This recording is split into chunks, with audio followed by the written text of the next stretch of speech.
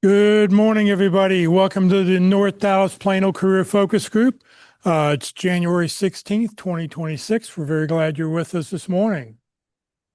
Please note this event is being recorded and will be uploaded to the Career USA YouTube channel to view in the future. By participating in this event, you give consent for your name and picture to appear. Please note that any comments you put in the Zoom chat window will not appear in the recording. Well, good morning, everybody. My name is Jeff Morris. Back in 2007, I started facilitating and leading the North Dallas Plano Career Focus Group. It's hard to believe, but this group's been meeting for over 25 years. It started in the late 1990s. I took it over in 2007 when the prior leader landed a job. In 2008, I started a website called careerdfw.org, a website to help those unemployed in the Dallas-Fort Worth area. In 2012, I launched careerusa.org to help those around the United States. I have written a book called What I've Learned About Your Job Search That You May Not Know. It is available on Amazon. If you see me in person, I usually have copies with me. And since 2017, I've been a member of the practice interview team, also known as the PIT Crew, and you'll hear more about them in just a few minutes. Our agenda this morning will start out with success stories. We'll then go to 30-second introductions. I'll hear from our committee reports, the interview success workshop, the practice interview team, the career tip of the week, and then our main event about the top of the hour. So we like to start the meeting off with good news, success stories. We have a landing, so come on down and tell us your good news.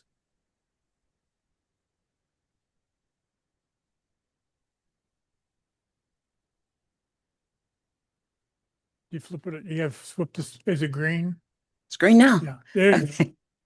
Hi, guys. I've been out of work since October 17th, and I just landed at the end of December, and I got my final offer last week, and I got all of my gear coming to my house. I'm in tech sales, so it's been a little bit difficult for me because tech sales has become, a really slow crawl. There's no major shareholding companies offering positions right now for tech. And what I ended up doing was focusing mostly on startups who would need my experience. And I ended up at a nonprofit. So I've never worked for a nonprofit, but that doesn't mean I can't do it. So I will be starting with them next Tuesday, and I have all my gear, so I'm comfortable saying that I actually landed. I can't give you any advice other than keep going. I did 4 to 5 hours a day online, putting in my resume, doing interviews. I did 16 interviews, and I still am getting people from December and November that ignored me coming back and asking me if I want a job, which I'm not entertaining. I mean, I will talk to them if I can with my current position because the current position I took is a lot less money than what I made previous. So I would just say keep at it. I kept at it. I was relentless. I didn't, one of the recruiters here a couple months ago said, don't let your foot off the gas. And I did not. So I think that's the only reason I got the position I got. Tell people what your name is.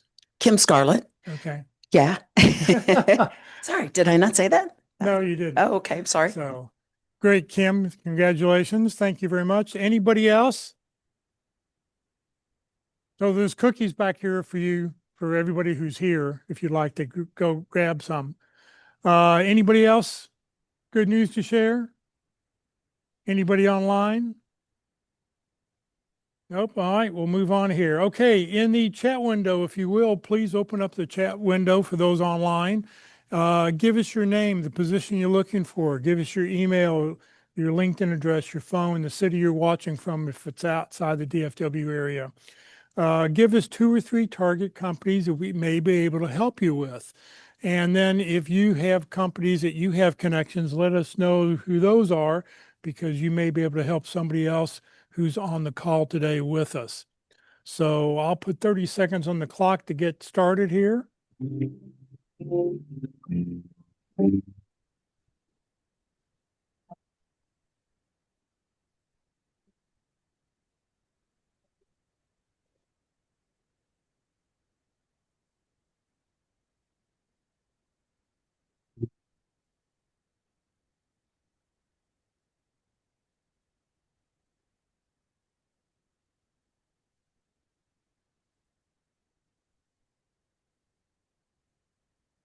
All right. If you're typing, please continue on because as long as your name and email address is in the chat, I will get you added to our roster this afternoon. All right. What we want to do now is get in person for everybody who's in the room. Let you come give us your introductions, and then we'll get everybody who's online next. So come on down, whoever's here. Come on.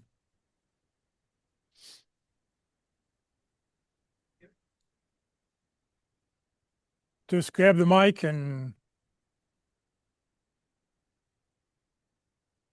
yep. Oop, yeah, you turn it back on. Yep. Good morning. My name is Nate White. I'm looking for a VP director type role in procurement, supply chain, or operations. Target companies this week are Builders First Source, Prime Source, Ericsson. I have contacts at Interstate Batteries and most of the battery manufacturers. My name is Nate White. Thank you.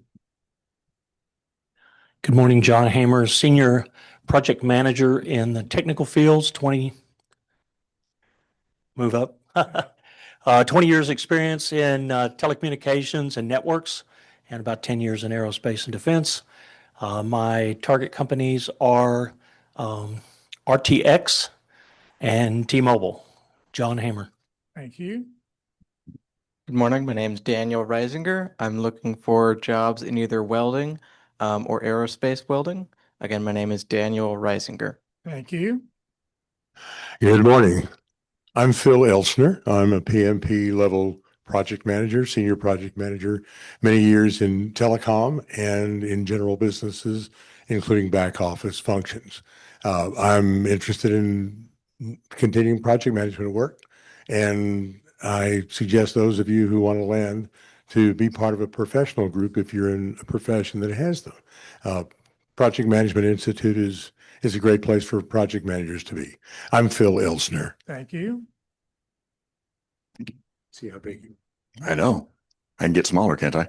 Hi, I'm Andrew Rhodes. I'm looking for director, senior directors, or VP level roles with pharmacy benefit management or healthcare operations organizations. My target companies this week are Vizient and RX Benefits. I do have some contacts at CVS Health, CVS Caremark, and my name is Andrew Rhodes. Thank you. Well done. Hello, my name is Brian Richards.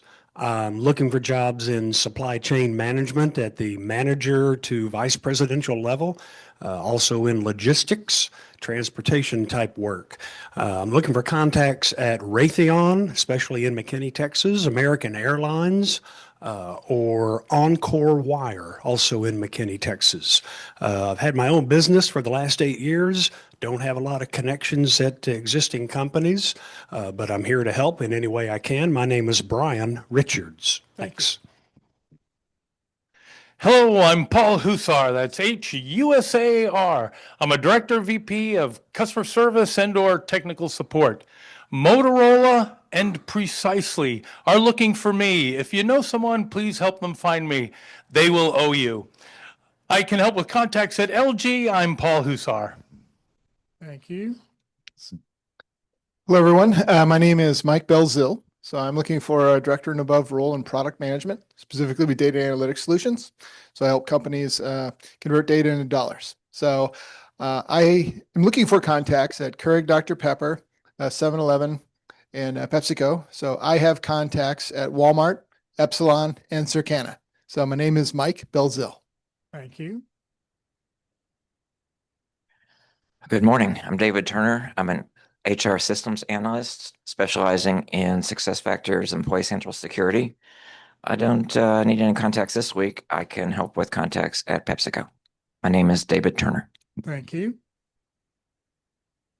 Hi, my name is Jennifer Rovira. I'm looking for management positions in learning and development or senior instructional designer roles. I don't have any target companies this week, but I can help with contacts at EY, Children's Health, and Tenet Health.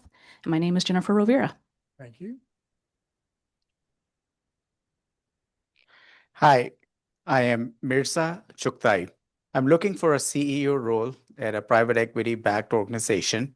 I do not need help with target companies this week, but I can help with companies like Aero Electronics, Wesco, Annexter. Those would be the three. My name is Mirza Chuktai. Thank you.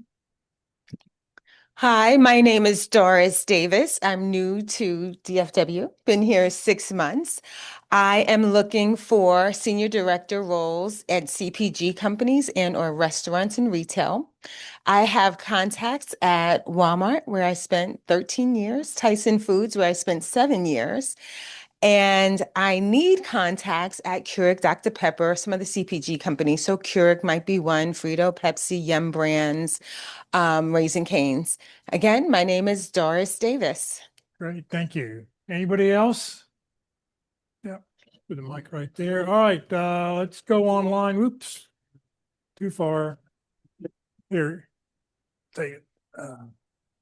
Okay, so if for those of you online, if you'll go highlight the bar at the very bottom and raise your hand. That way I know to call on you. Otherwise, I call on you 2 or 3 or 4 times. So we'll just do it one at a time here. Let me clear something out here so we can see you. All right, let's start out with Matthew. Good morning. I'm Matthew Bianchin. I'm a business development director. I'm seeking a role as a business development director. I have contacts at Aramark and Sodexo. I am looking for contacts at Sodexo as well. I'm Matthew Bianchin. Thank you. Miguel. Good morning, everyone. My name is Miguel Castillo. I'm looking for a VP or Senior Director in Finance, deep expertise in financial planning and analysis. Need contacts this week at Mode Transportation and McKesson, and I have contacts at American Airlines. My name is Miguel Castillo. Thank you. Steve Rohan. Hello, my name is Steve Rowan. I'm a retired .NET developer. I've got contacts at Fiserv and the VA. My name is Steve Rowan. Thank you. William.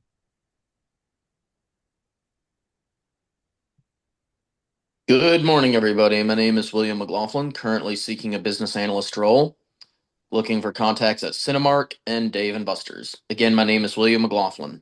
Thank you very much and happy Martin Luther King weekend. Thank you. Casey. Good morning, everyone. I am Casey Cockrell. I've spent the last 12 years leading manufacturing operations through operational turnaround and scale, taking teams from the shop floor to the boardroom.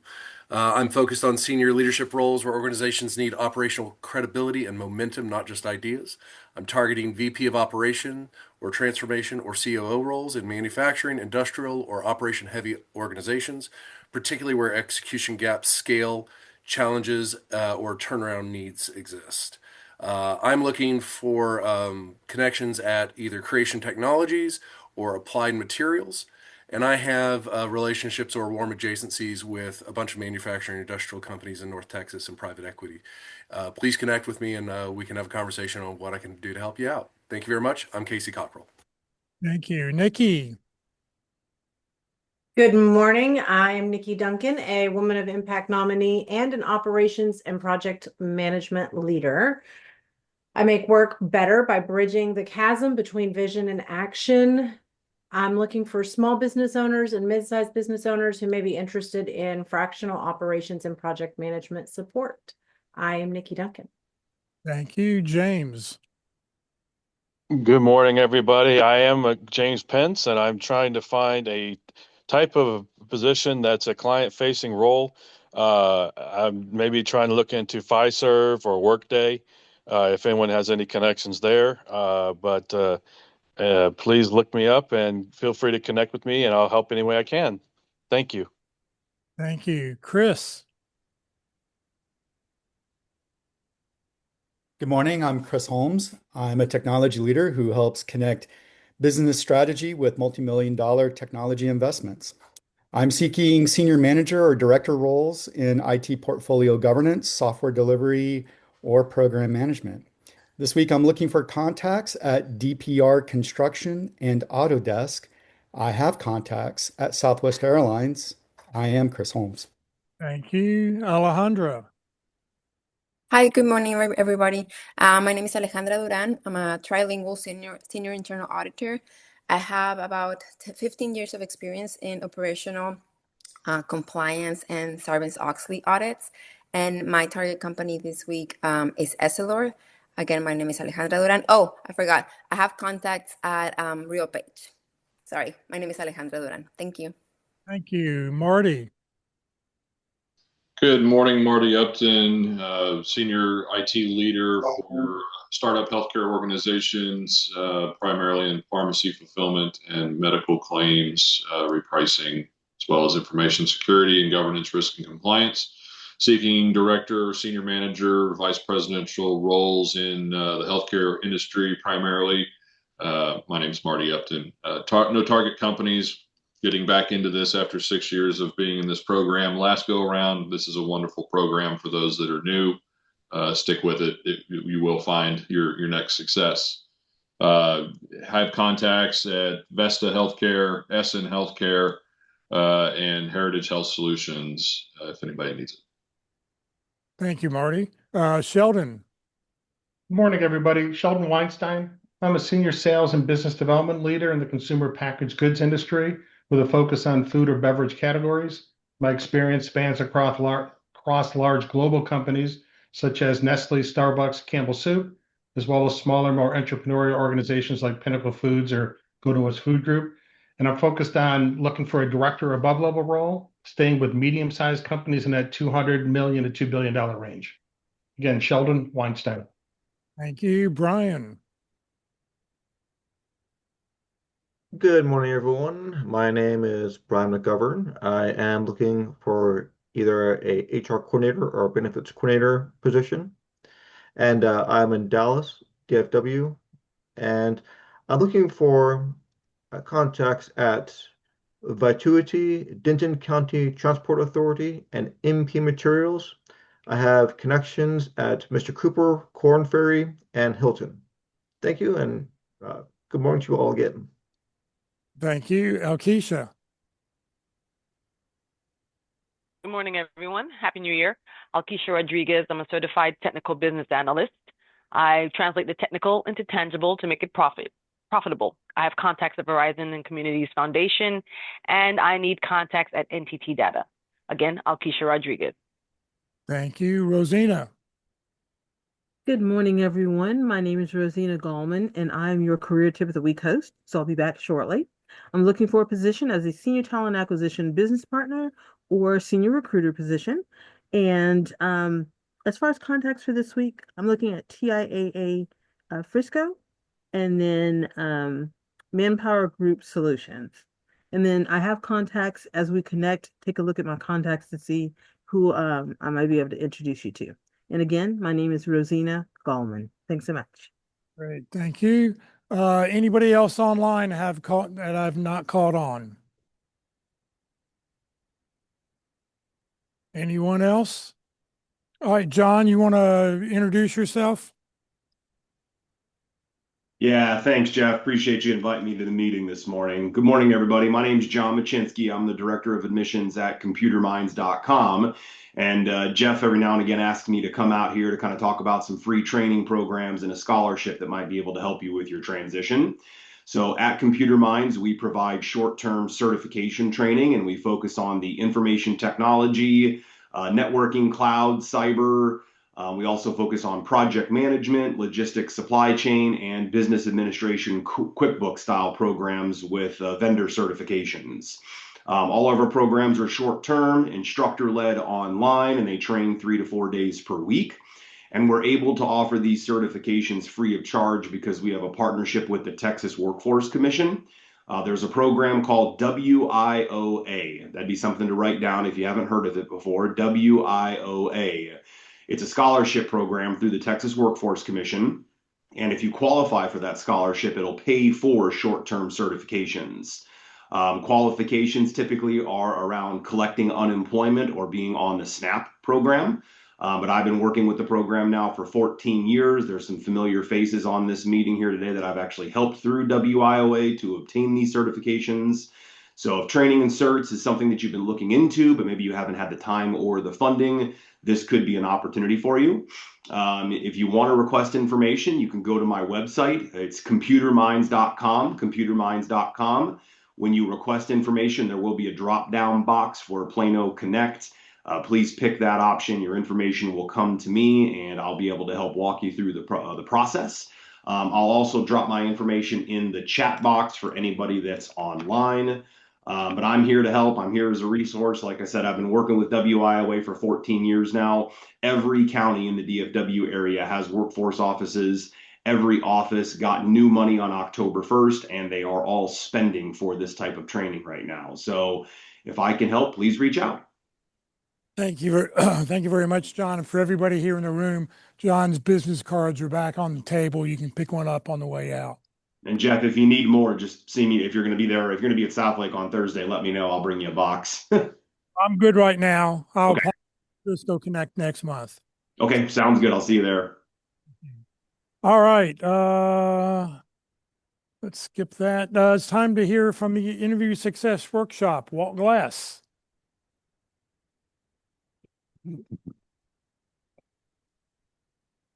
Good morning, everyone. My name is Walt Glass, and yes, I do offer the free Interview Success Workshop. What is that all about? How many people are in sales?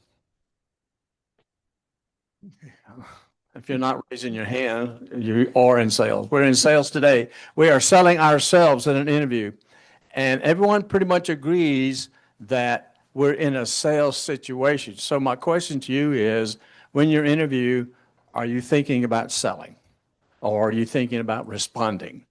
Well, we want to respond, certainly, but we want to sell. And so what is it we want to sell? It's ourselves. And what's the definition of ourselves? It's who we are, what we do, and how we can help. I see a lot of I do's, and you hear a lot of I do's, I dids, in an interview, on a resume, that sort of thing. But the question is, when I'm looking to hire somebody, I need something done. I don't need you to just do the work. I need some results. I need something from that. And so selling those results is one of the things we do. But we also have to sell who we are. Is there a culture fit? And is the way I work and what I do and my skills, expertise, and knowledge, does that fit? So I have to sell all three of those in an interview. So how do we do that? Well, the Interview Success Workshop is free. If you scan that QR code, it'll start an email to me, to my Yahoo email address. And you'll ask to say, I'd like to get scheduled. So I have a queue. I have a waiting list right now. Be glad to have you get on that waiting list. I'll take you in order. There are cancellations. There are people that change things and whatever. And so you never know exactly how long it might be. 2 weeks ago, it was Monday night when I said I need somebody to fill a space Tuesday morning. And so those kind of things can occur, but be glad to get on the list. So look at my About section on LinkedIn. LinkedIn will give you the details about the workshop as well. So be glad to have you participate. And you know what? Learning doesn't have to be terrible. It doesn't have to be stressful. If you look back in your life of some of the most significant learnings you've had, the probability is it was not a good time. It was a difficult time. It was a challenging time. Well, I'd like to remove all of that and say, hey, why don't we just learn and enjoy learning, while we're going through the process. You don't need to prep. I just need a job description. And I like your resume. Just for your background, we don't want to get into resumes. This is interviewing. But we need focus on that. So you can be a real or a sample job description so that we can take a look at and say, how's it going? So the idea is to learn. So I call it learning without squirming. Oh, is it interviewing that we dread when they choose others than us instead? Well, we know what to do. It's practice that rings true. Get that job and bring home the bread. I am Walt Glass. Thank you very much. All right, time to hear from the practice interview team. Be sure and be loud, Paul. Hello, I'm Paul Hussar, and I'm so excited today to talk to you about the practice interview team. That stands for, well, it's also known as the PIT Crew. We meet here every Wednesday, except for the fourth Wednesday of the month when we conduct our operations online so we can expand the geographical reach of the program. So the practice interview team is a program where you submit your resume and a job description, either aspirational or one you're actually preparing for. And you'll be interviewed by a panelist of three people who have had experience, who are hiring managers, who have had to hire and fire people. They will ask you, they will conduct the interview, and then at the end of the interview, they'll give you direct feedback on how you did, including a lot of tips and advice on how to improve your performance during the interview. We are always looking for panelists. So I want you, if you've been a hiring manager, if you had to fire someone, to be a panelist for the PIT Crew. Contact Ron Layton through the website through the group site on LinkedIn, and join the organization and help people prepare better for their interviews. Thank you. I'm Paul Hussar. Great. Thank you very much. All right. Time to hear if the career tip of the week. Good morning, Rosina. Good morning, Jeff, and good morning, everybody. Happy Friday. All right, give me just a second here. All right, so let me just say real quick on this article that I'm getting ready to share with you guys. I would recommend you reading the article directly from the website. And the reason why is in the article, there's a lot of hyperlinks in there. Those hyperlinks take you to other places, other blogs, other blog articles. But one specific one was how to actually go through an AI interview. So I thought that was really interesting. So just make sure you read the article directly from the website. So this week's career tip of the week is how to find a job in the age of AI. And this article is by Catherine Fisher. So a LinkedIn career expert weighs in on how to crack the job market when competition is stiff and AI is changing the hiring process. If you're job seeking, right now it feels like your efforts and outcomes aren't lining up. The job search is changing and competition isn't easing up. The result?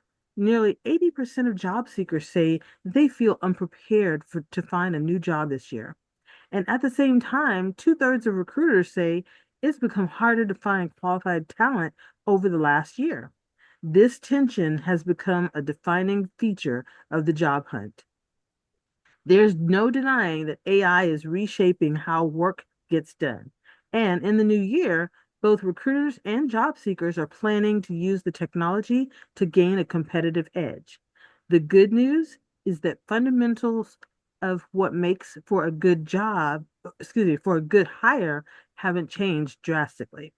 But as AI tools continue to evolve, the way job seekers show up and hires evaluate the talent, all of that is shifting.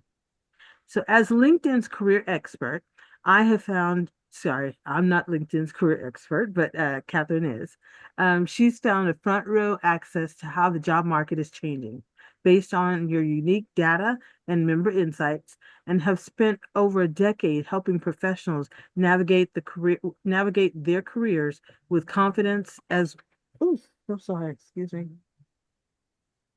As confidence work continues to evolve.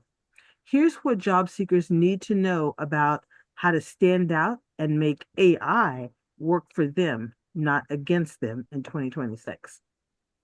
So the first thing you want to do focus on your skills. Don't try to game the system. When job seekers update their resumes on or LinkedIn profiles, many fall into the same trap, which is trying to say everything all at once. In the age of AI, that can look like keyword stuffing in hopes of an LLM picking it up, but this often backfires, making applications feel inauthentic or mismatched to the role. Instead, what works best is to lead with the actual skills you have and specific explanations as to what you actually did, how you did it, and what came of it.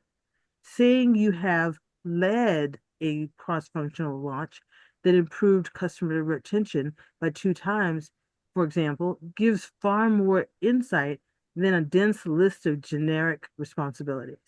This level of detail will help you stand out to recruiters, many of whom are already tapping AI to find candidates with skills they've never had found before. So take the time to revisit how you present your qualifications.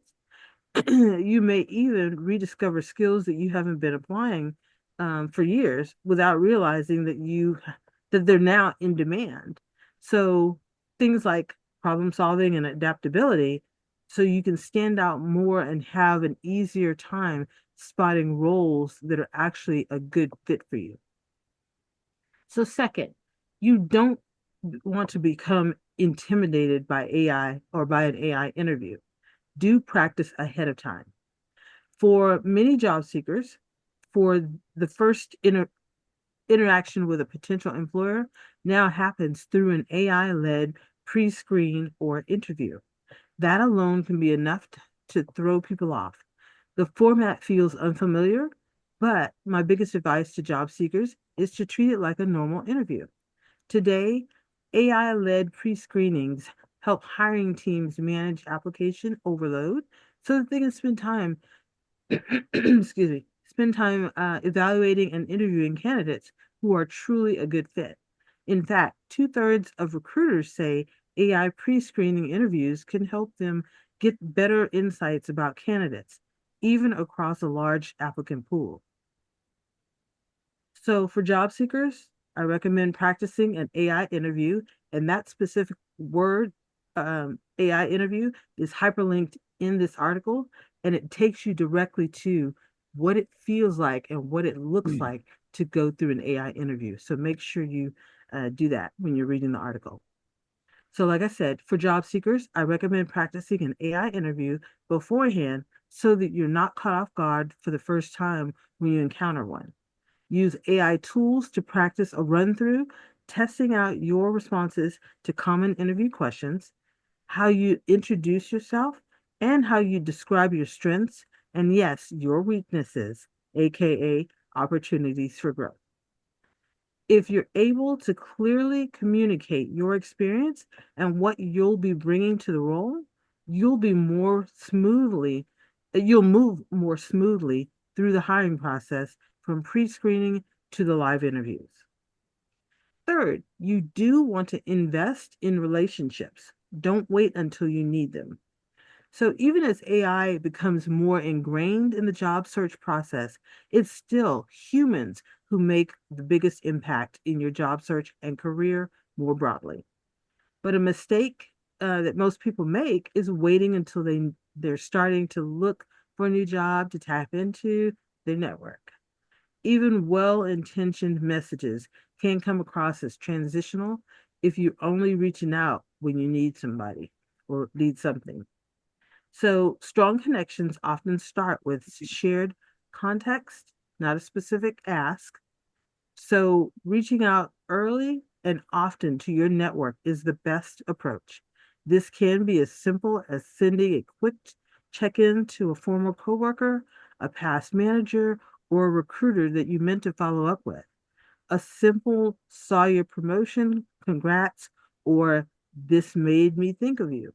Those types of messages are great and they go further than you think. If you're not sure what to say, there are a ton of tools that can help you tap into what would be some common grounds or the right words to use. And the biggest takeaway, when relationships are warm, people are more likely to vouch for you or share opportunities you might not otherwise see. And this can make all the difference, especially in a tough job market where many hiring managers give extra consideration to applicants who have a referral. And then last, bottom line, use AI to get clearer, not slicker. Hiring may look different than it has ever been in the last few years, but the basics haven't changed as much as you think. Skills, curiosity, and judgment still matter. What has changed is how job seekers can use AI to take charge of their job search. And on LinkedIn, you can now describe what type of role you want using plain language, and jobs that you might not have even thought to search for will come up. You can take a similar approach when you look for a new connection as well.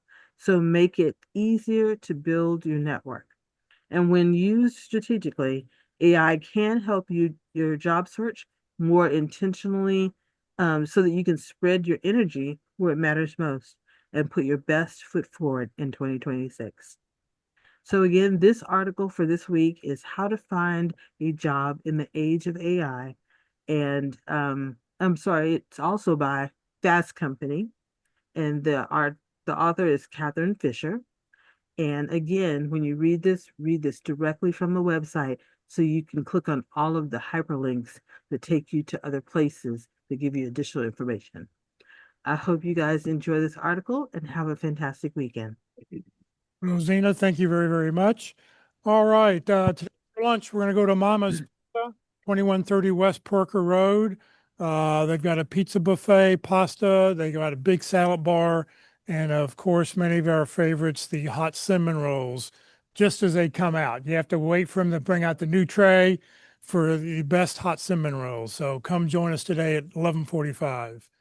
If you want to receive today's materials, get a copy of the speaker's presentation, a link to the YouTube channel with today's presentation, a copy of the career tip of the week that Rosina just read, a copy of the Zoom chat. To do that, for everybody who's here in person, please make sure you either check your name off on the roster so I know you're here, or fill out a little white slip of paper with your details. And if it's legible, you'll be invited tomorrow and you'll get the information. If it's not legible, you'll show up on this list going, I don't know who you are.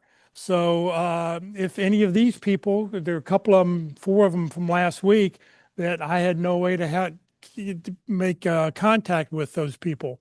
So please, for those people online, please make sure you've got your email address in the chat. That way I can add you to the roster. All right. I want to thank Nikki Duncan, because Nikki's been lining up all of our speakers for us. And I'll let Nikki introduce our speaker.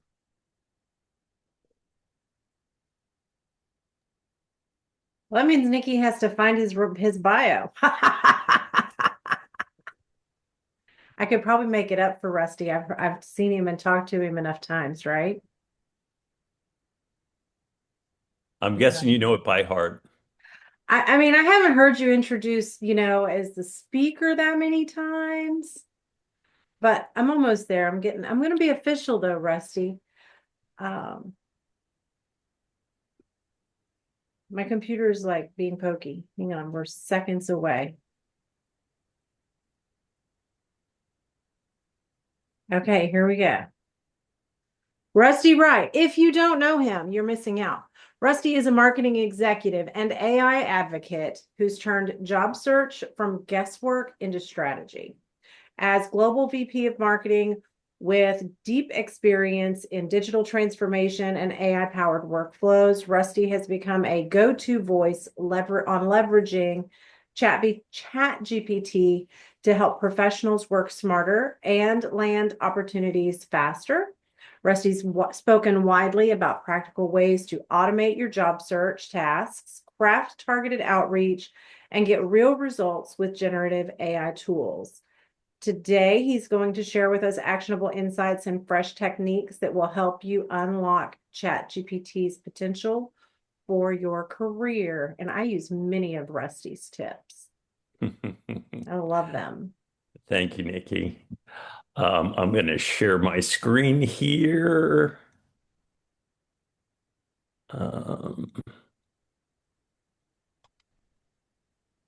Let's see.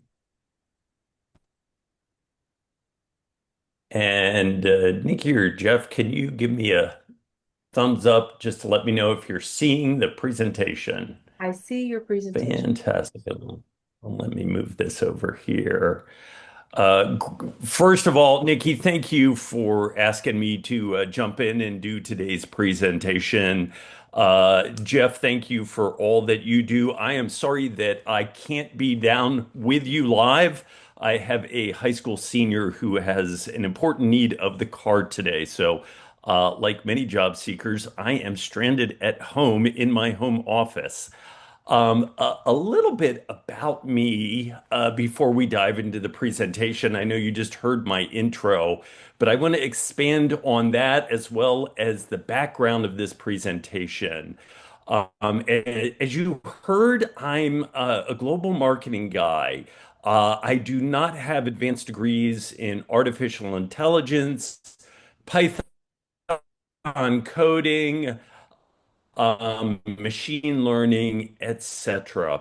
And why that's important is everything that you see me do today are going to be things done today. We've got a long presentation, so I'm going to ask you to kind of hold your questions until the end, and hopefully we'll have time for a little Q&A. I don't give away the full presentation because it's got lots of movies and videos and things like that in it, so it's huge.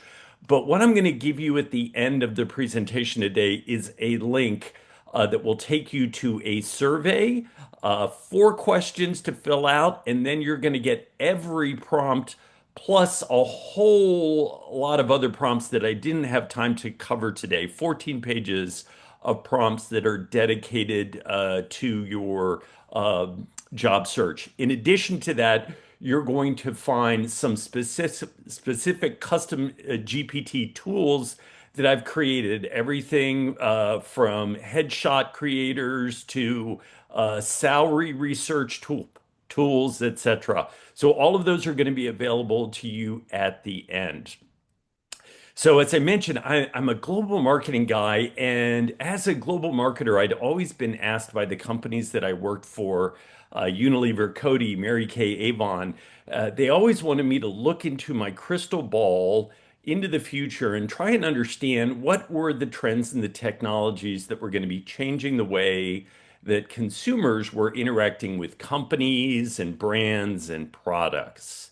And about 4 years ago, I could see a trend that was coming down the tracks that I knew was going to change the marketing world.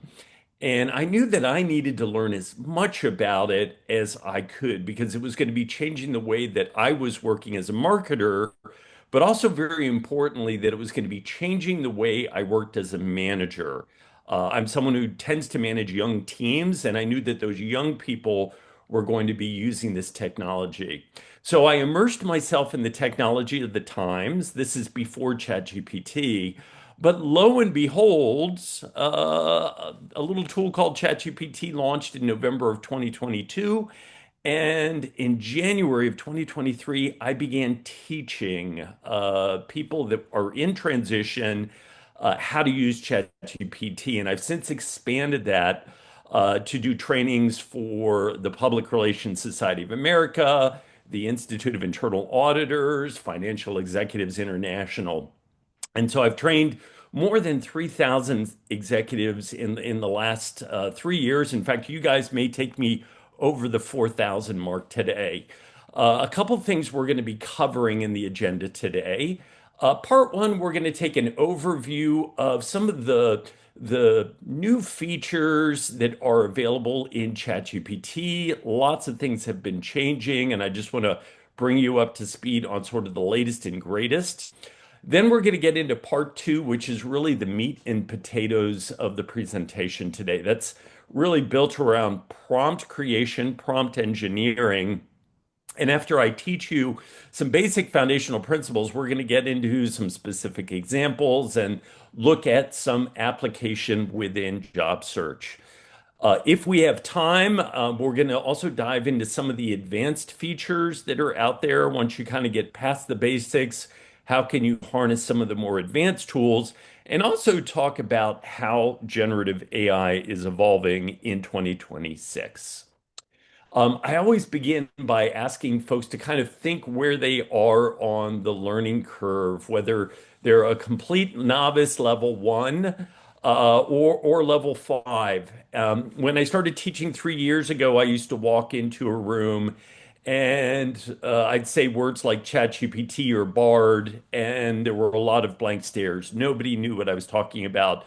But these days, the knowledge is sort of all over the place. We still have some people that are completely new, but we've also got people that have really integrated AI into their workflows, into the ways that they think about things. And so, again, one of my goals today is not just to show you how to use it in job search, but to get you thinking about a process and how you can take the things that you're learning today and start to translate those into your specific functional areas.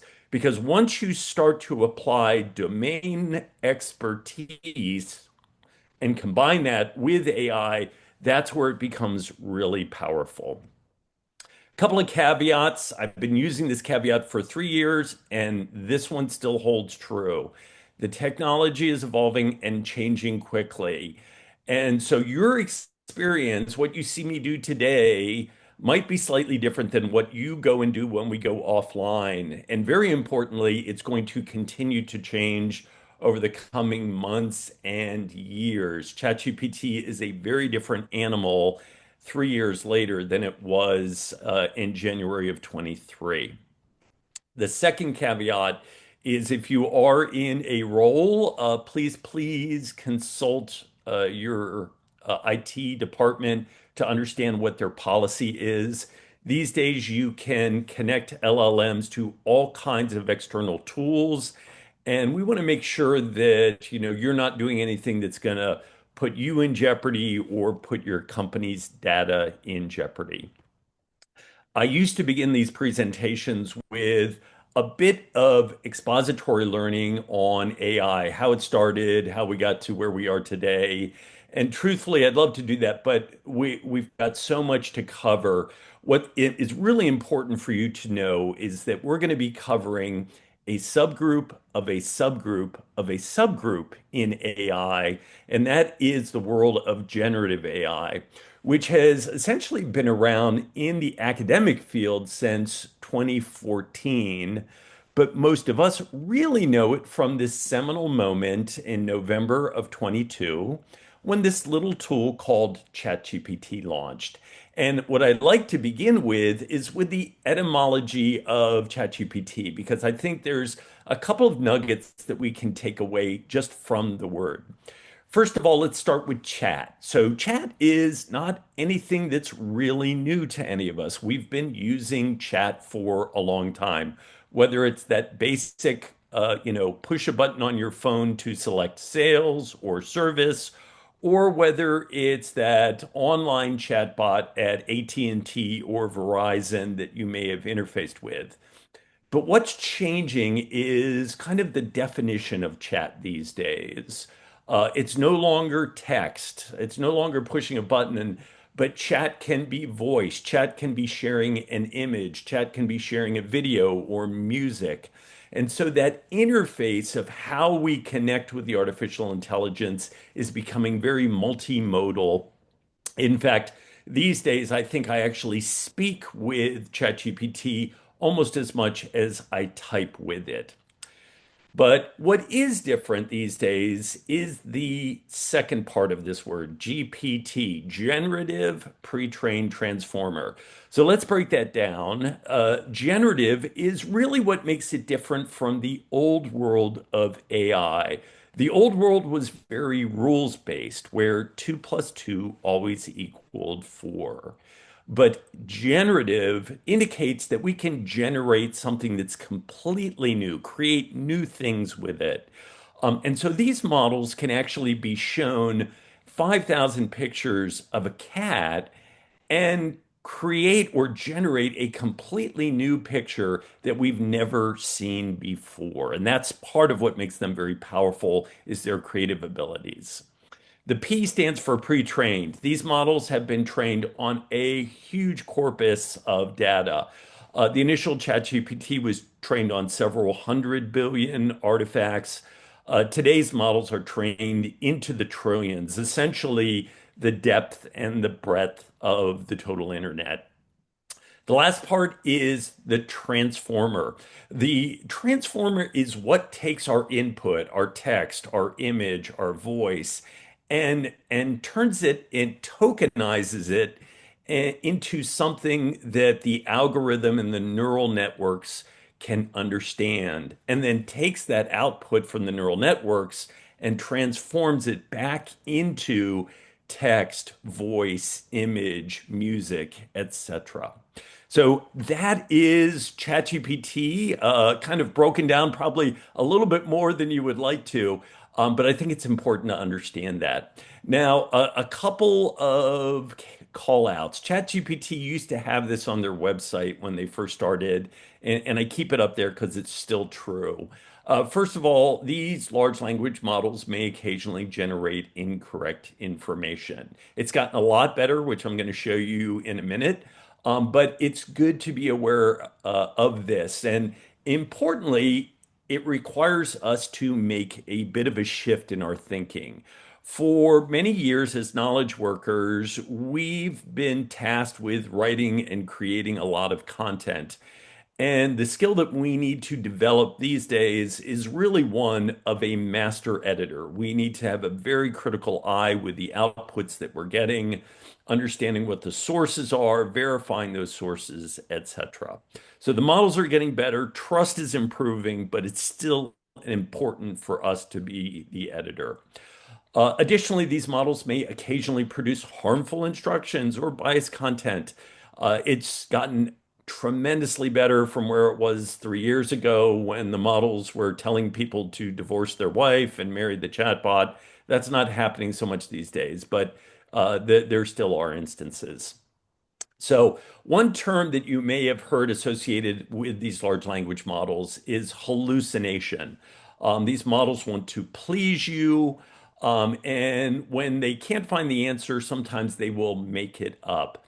So the good news is the rate of hallucination has declined dramatically since the launch of ChatGPT in 2022. Most of the top five models are averaging less than 1% in their hallucination rates. And some of the best ones are even slightly lower than that. So we're making progress in this area, but again, it still requires us to be those good editors to catch those hallucinations. Which platform to use? I get this question all the time. So, today the choices are huge. And generally, what I advise folks is if you've got a model that you're comfortable working with, that you've built a history with, you're probably going to be able to do almost anything that you want to with it. There's been a great race, a bit of a space race in 2025 with this very rapid release of frontier models from, Grok and XAI all the way up to ChatGPT. Some of them are a bit more specialized in a certain area. For instance, Grok is really great for pulling real-time web search information and understanding trends and what's happening in social media. Gemini is very well integrated with the Google ecosystem. And so if you're deeply entrenched in that, it's fantastic. Claude has been a preferred model for a lot of developers and people that are coding and developing software. And ChatGPT, quite frankly, has just been the most broadly used Swiss Army knife that's on the market. But the truth is that the model performance has actually been moving closer and closer and closer together. And you can see there in the upper right-hand corner, the actual performance these days is pretty close on all of them. So what does this mean for you? It really means that, look at the tools, look at the things that these models can connect to, whether it's to your CRM or HubSpot or your Google Gmail or G Drive. The ability to give these models the context that you want them to have. The second part of that equation is the history that you have with these models. So I've been working with ChatGPT for 3 years. Last year, I was categorized as in the top 1% of ChatGPT users because I've created more than 20,000 prompts in 2025. And what that means really, that's not a brag. What that means is that ChatGPT has a huge amount of information about me. It knows how I ask questions. It knows about business proposals that I've been working on, projects, etc. And it's able to access those memories. And that's part of what makes the model very valuable to me. And so if you've been working with a model, it's likely it's got those same kind of memories about how you work, how you write, etc. And at the end of the day, the next frontier model is probably not going to make that much of a difference. So stick with what you know, stick with what you like. I talk about ChatGPT because in this environment of teaching, I find that approximately 90%, 88 to 90% these days of the people in the audience are using this as their primary Swiss Army knife.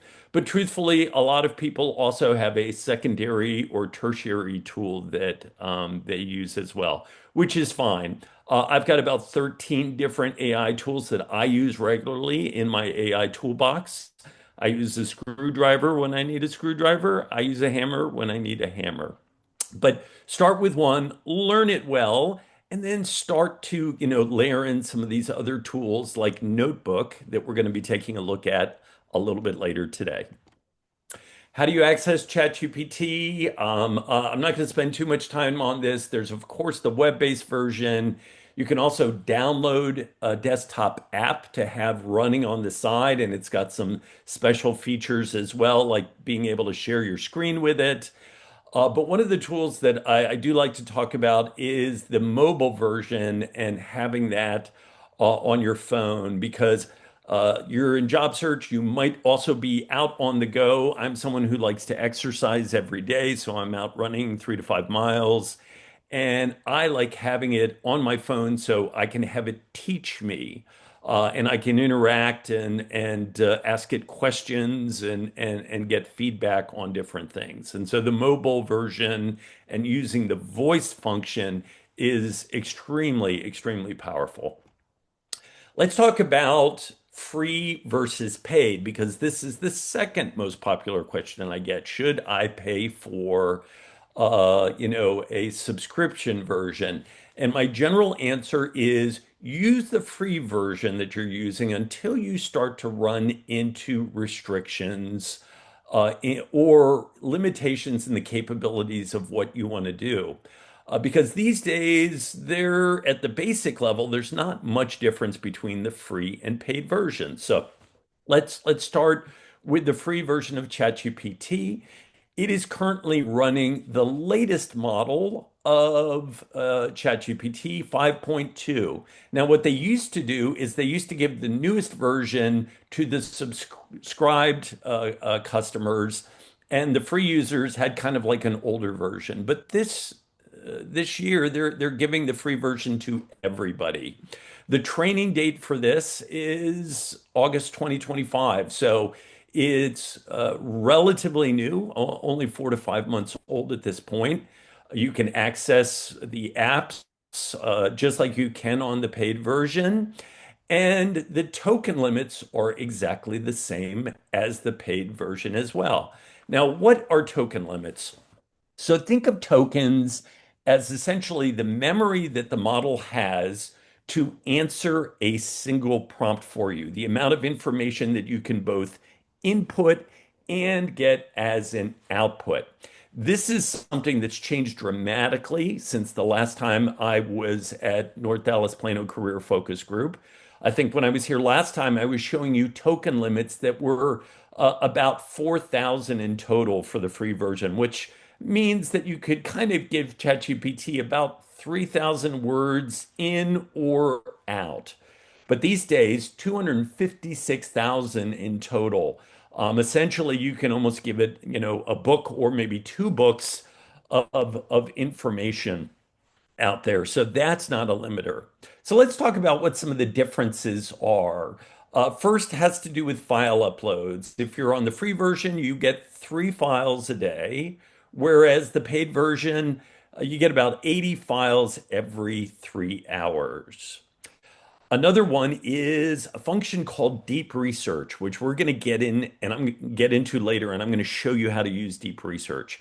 In the free version, you get 5 prompts per month, and in the paid version, you're getting 25. And we're going to talk about why that might be important or might be a deal breaker for you.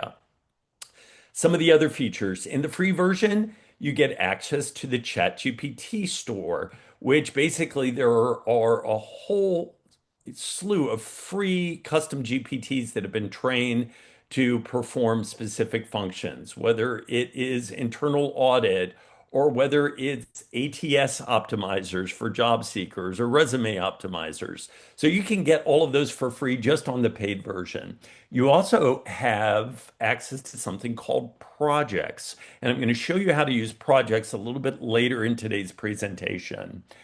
You also get access to the new app feature, which just launched at the end of this year, as well as shopping research. Now, on the paid version, you're getting all of that as well, but you also get the ability to create custom GPTs. I mentioned earlier, I've created a lot of them specifically for job search that I'm going to give you access to. But you, if you've got a great idea, you can go out and create a custom GPT and give it, its own knowledge and its own sort of domain specific information. There's also a function called tasks. I'll show you how to use that a little bit later as well.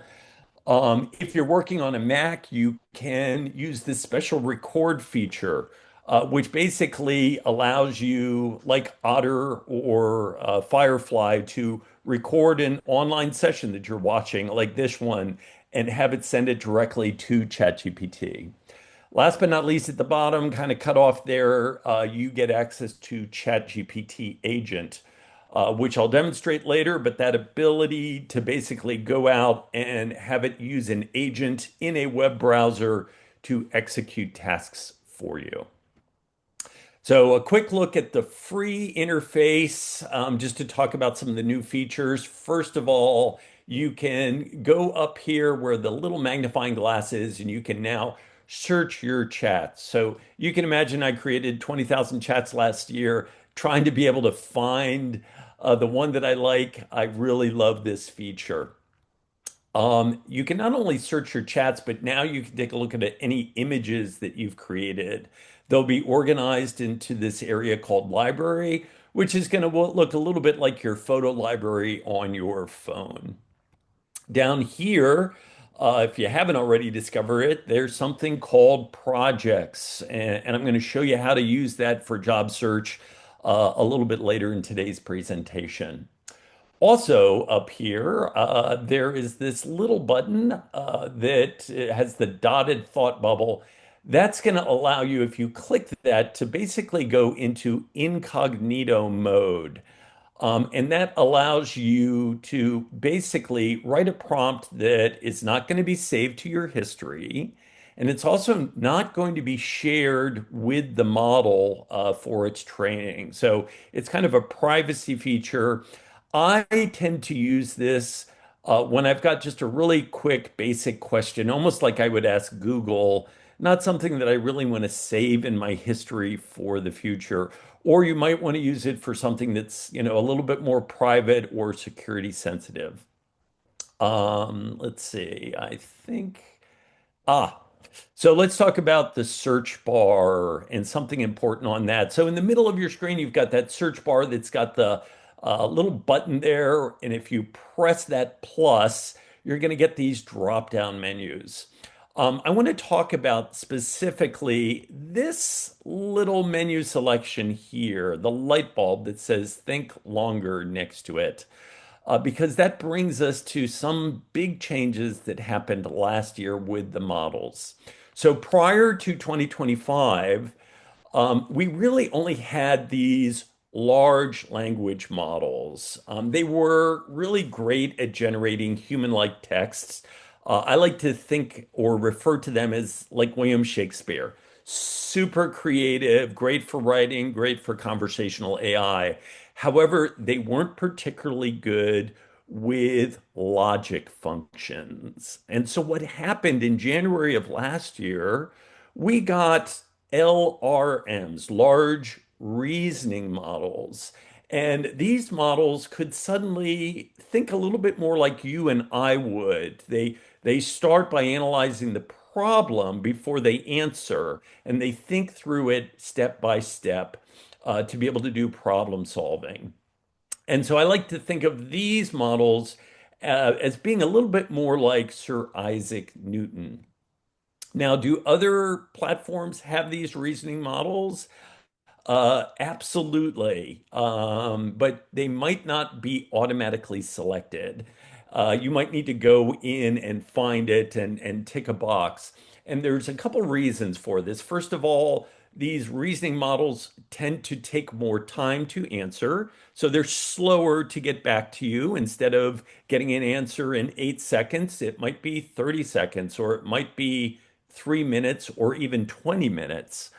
Um, and as you can imagine, what's happening behind the scenes is it's using a lot more compute power. So it's costing the platforms, the OpenAIs, the Googles of the world, a lot more compute power to use these reasoning models. So they might not be selected automatically for you. So think about when you need a quick answer versus when you might need it to think through things step by step.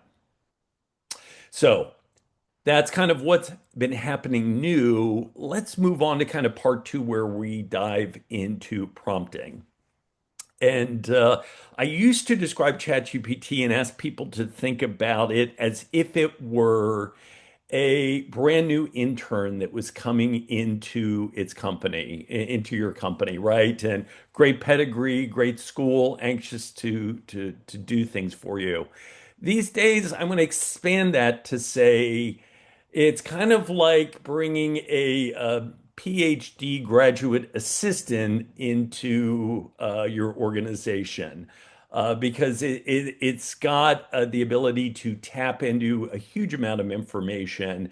But what you really need to do is guide it, give it the guardrails that it needs. And so the framework that I'm going to show you now is a basic framework that will help you to create some guardrails that you can use going forward. So I call them the 6 components of a good prompt. What I will say is that you will not always use 6 in your prompt. Sometimes you may be able to get away with 4 or 3 or 2. But I'm going to show you how they impact and change the results that you're going to get. So they are in somewhat of the order of importance, and the most important one is task. Task is really what articulates the end goal that we want the model to accomplish. Typically, tasks are going to start with action verbs, things like analyze, synthesize, summarize, translate, etc. And so let's start with a basic building block, a basic task. In this case, we're going to ask the model to research 3 cookie recipes. And so what's going to happen now is we type this in, we click enter, and the model is now going to go out to its 1 trillion artifacts that it's been trained on. And as you can imagine, that's pretty broad. It could come back with almost anything, right? From your grandma's chocolate chip cookie to some Japanese pancake cookie recipe. It could go lots of different directions. And so here's where the next most important component comes in, what we call context. In fact, context has become so important in the world of generative AI that there is a new term that everyone is referring to called context engineering, which is how we structure giving the model the right information at the right time. But at the basic level, in your prompt, context helps to constrain those endless possibilities, and it helps to give the model a sense of what's the background that we're operating in here? What does success look like for the user? So in this example, in red, we've layered in some context. I have a gluten allergy and I'm seeking a dessert that I can eat. So you can start to imagine how that's going to change the way the model is going to behave when it goes out to all those 1 trillion artifacts. We're going to get something that's really targeted towards a goal. The next component is exemplar, which is just a fancy way of saying example. Large language models work better when you give them examples, give them a framework or a reference point. So it's not required on every prompt that you create, but what I would say is, if you've got an example in mind as you're creating your prompt, probably good to throw it in there. It will help to guide the model. So in this case, I've given it a text example. Please include recipes by celebrity chefs, for example, Martha Stewart, Rachel Ray. And so now the model's going to go out, it's going to look for those gluten allergy cookie recipes. And we're probably going to get results back where Martha Stewart is in there. But we might also, because we've said it's an example of, we might also get recipes that are back from Bobby Flay or Jacques Pepin or one of the other well-known celebrity chefs that are out there. Now, a word about example. In here, I've given it text. You can also give it attachments as examples. So you can say something like see attached reference. So if you've got a PDF or a Word document or a picture, those can be used as examples or exemplar as well. Persona. Persona is often overlooked. This is essentially the subject matter expertise that we would like the model to bring to the execution of this prompt. So, what expert do we want it to be? Do we want it to be a managing director of a bank? Do we want it to be, Steve Jobs? Now, you can imagine asking it to be Steve Jobs, you're probably going to get a very different answer than if I asked it to be the persona of comedian Robin Williams. But making those kind of subtle changes, giving it persona, will actually change the way the model responds. So in this case, in blue, I want you to act as a nutritionist, advising me on healthy eating and macronutritional information. So again, shaping the way in a very different way that the model is looking at the problem. Format, also often overlooked. Most people don't put anything in and they just take what ChatGPT gives you, which is normally going to be paragraphs, maybe it's going to be bullet points, etc. But there's a whole host of formats and outputs that you can get from tables to code blocks to citations to hyperlinks. File formats from PowerPoint to Excel. In fact, it's going to be able to probably create more file formats than you think. And if you've got a doubt, just ask it if it can create it. I've created everything from like Google Earth file formats that I've exported, or CAD drawing file formats that I've exported. So if it's out there, there's a good chance that these models can create it. Tone is the last one, again, often overlooked. And this is the voice that we want the model to answer us with. Typically, tone is going to be an adjective or an adverb. So you can start to imagine that if you're asking for a tone that's humorous and formal, it's going to be very different from authoritative and professional. So as you're doing things like crafting a cover letter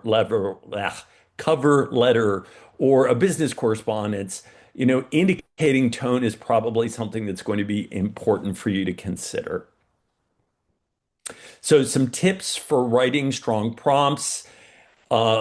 Begin with the end in mind. So sort of reverse engineer, figure out what success looks like for you, and then back into that and figure out what am I going to need to give the model? What kind of examples, what kind of guidance do I need to tell it about the tone, etc.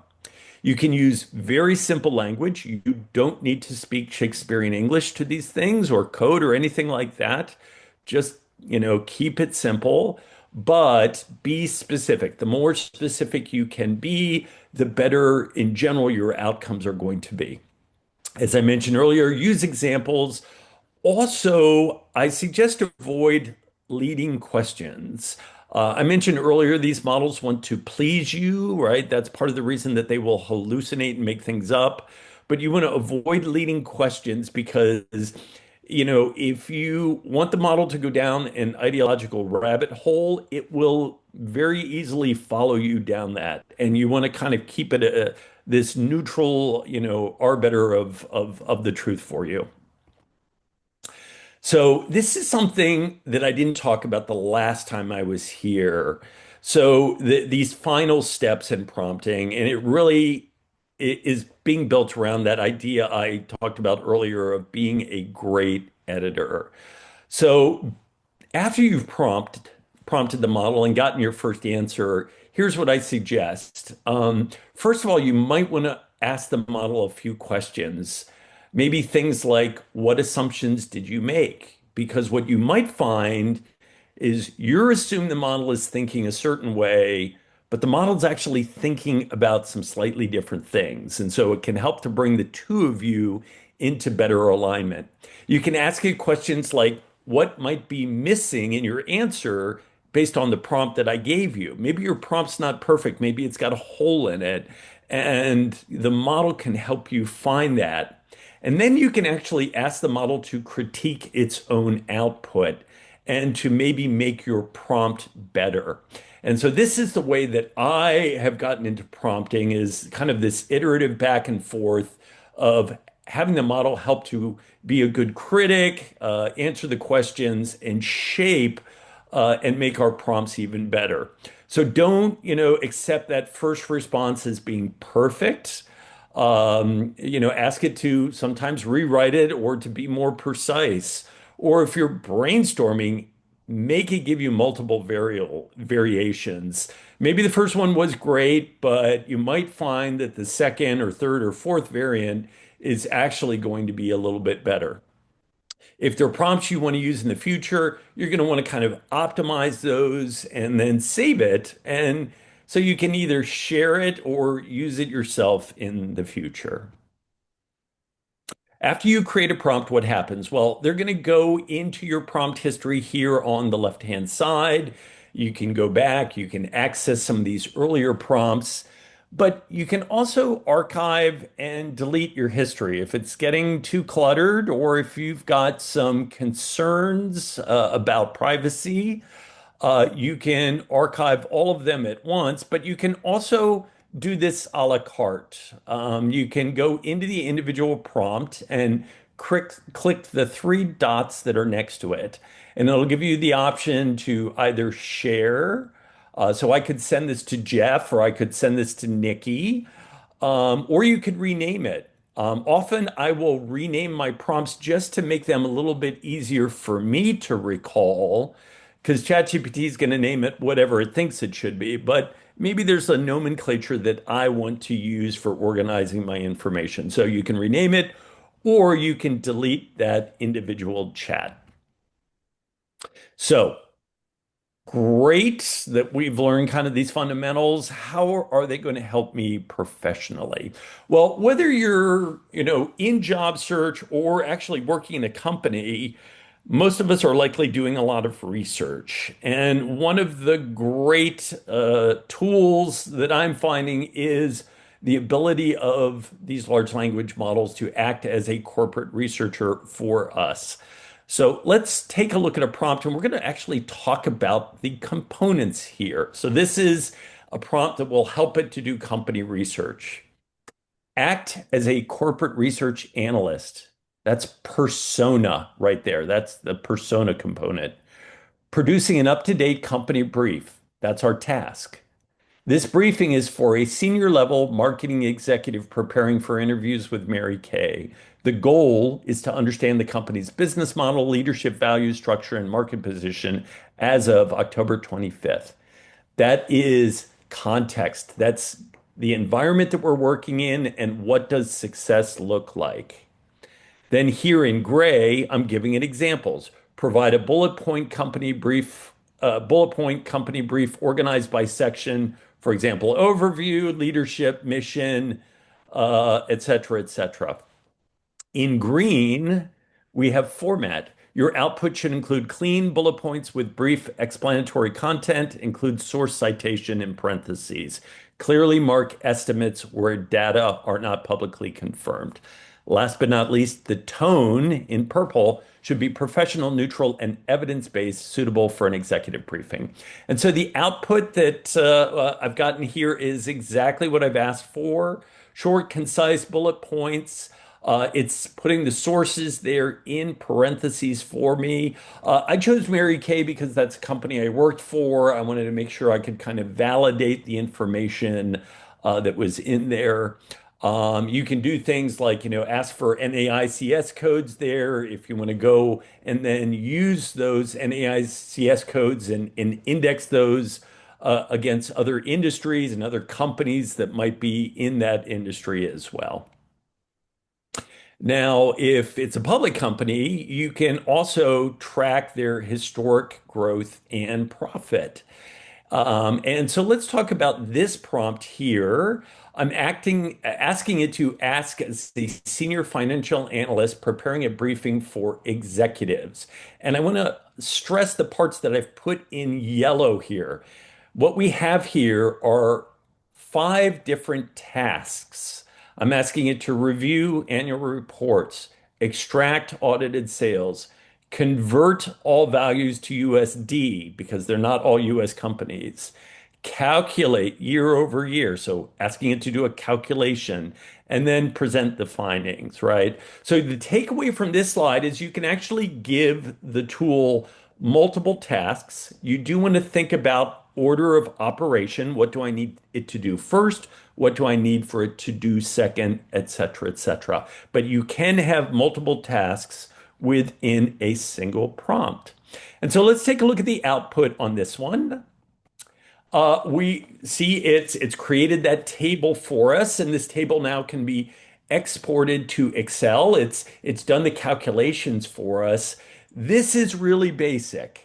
I want to say this for the financial folks that are out there. These models have gotten so sophisticated that you can now do some very advanced financial modeling. I helped my son, who's an investment banker, create a leverage buyout model last weekend. I've created Monte Carlo models with 5,000 different scenarios, et cetera.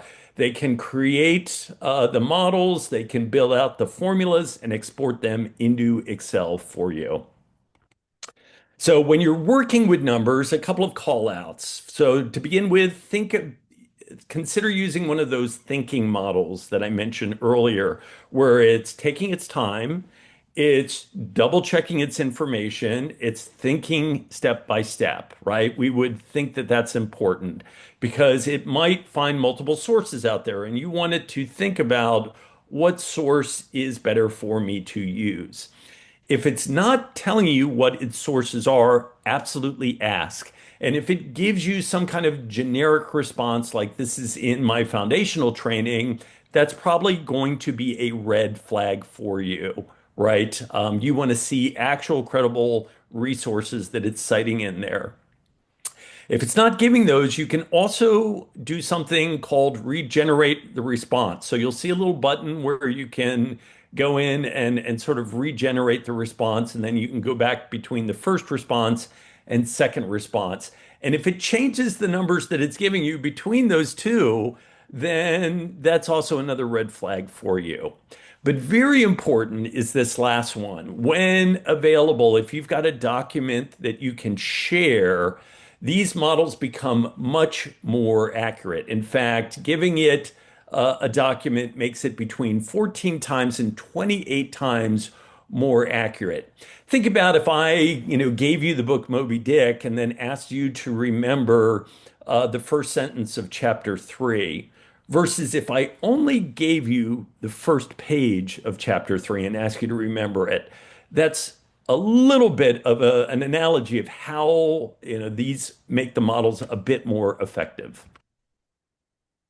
These models can also do things like create a SWOT for you. So if you're in job search and you're, trying to figure out how do I solve problems for the company that I'm going to interview with? Well, you want to understand what they're doing well, but you also want to understand what their pain points are.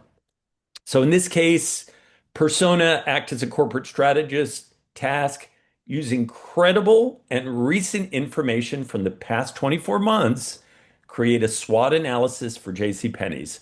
Summarize 3 or 4 concise evidence-based points per quadrant, reflecting the company's internal capabilities and external environment.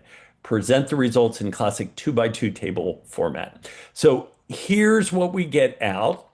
And so the concept I'd like you to think about is start with the 25,000-foot view. So here we've got our SWOT, and now we can go in and look at something like a weakness. And in this case, for JCPenney's, it's saying foot traffic and sales remain below their pre-bankruptcy level, modest digital adoption relative to the peers. And so I might want to go in before I start talking about that and verifying that. And so now you can go and prompt further into a specific area. So you might go back with a follow-up prompt that says, let's dive deeper. What was the source of the foot traffic? And so that when you walk into that interview, you've started to calibrate your answers towards understanding their pain points and potential solutions that you can offer. We're in an online meeting right now. A lot of people were dumping in information about who they are, what they were looking for, contact information. ChatGPT can extract all of that for you very quickly. I used to get off these meetings and spend 15 or 20 minutes just kind of translating everything from the chat notes into my tracking documents. But these days, we're just going to ask ChatGPT to take a look at that text file that comes out of the chat, and we're going to ask it to extract things like the name, the industry, the LinkedIn profile address, the email address, telephone number, etc., and then output that in tabular form. And I attached that Zoom text file. And here's what it did. It pulled everybody's information out for me. And now I can just cut and paste that into my Excel tracking document. In fact, what I've done personally is I've used ChatGPT to write Google app script that automatically extract all of this information from every chat meeting that I'm in and save it to a Google Sheet. I don't do anything anymore to get my contacts. So another thing we're all doing is spending a lot of time on LinkedIn. So if I was there live, I'd look at all of you and say, hey, we've heard the rumor about how much time recruiters spend looking at your resume. And we've all heard it. It's 6 sentences, 8 seconds, something like that. So very important for your resume to be scannable, but also important for your LinkedIn profile to be scannable. And my friend Terry Sullivan, many of you have heard Terry speak about best practice on LinkedIn. I call this one the LinkedIn organizer, or the Terry Sullivan prompt, actually. You can look at that left side of the screen, and then you can look at the right side of the screen and just judge for yourself which one is going to be more scannable. So imagine you're a LinkedIn expert with 20 years of experience like Terry, helping me to craft my about section. I'm going to provide you with my resume. So I'm going to give it that context, create 3 distinct sections, no more than 2,600 characters, because that's the amount that we have in our about section. And we're going to structure this into 3 parts. So this first part is actually the Walt Glass section. This is the part that says who I am, what I do, and how I help, using very clear and direct language. In the second section, it's going to pull out 3 to 5 bullet points that showcase your key accomplishment, and it's going to make them very visual. And the last section is going to be a call to action, a CTA, to create some engagement. And you'll see in purple, we're going to ask it from a tone perspective to write it in a warm, friendly writing style in the first person, which is how Terry suggests you write these about sections.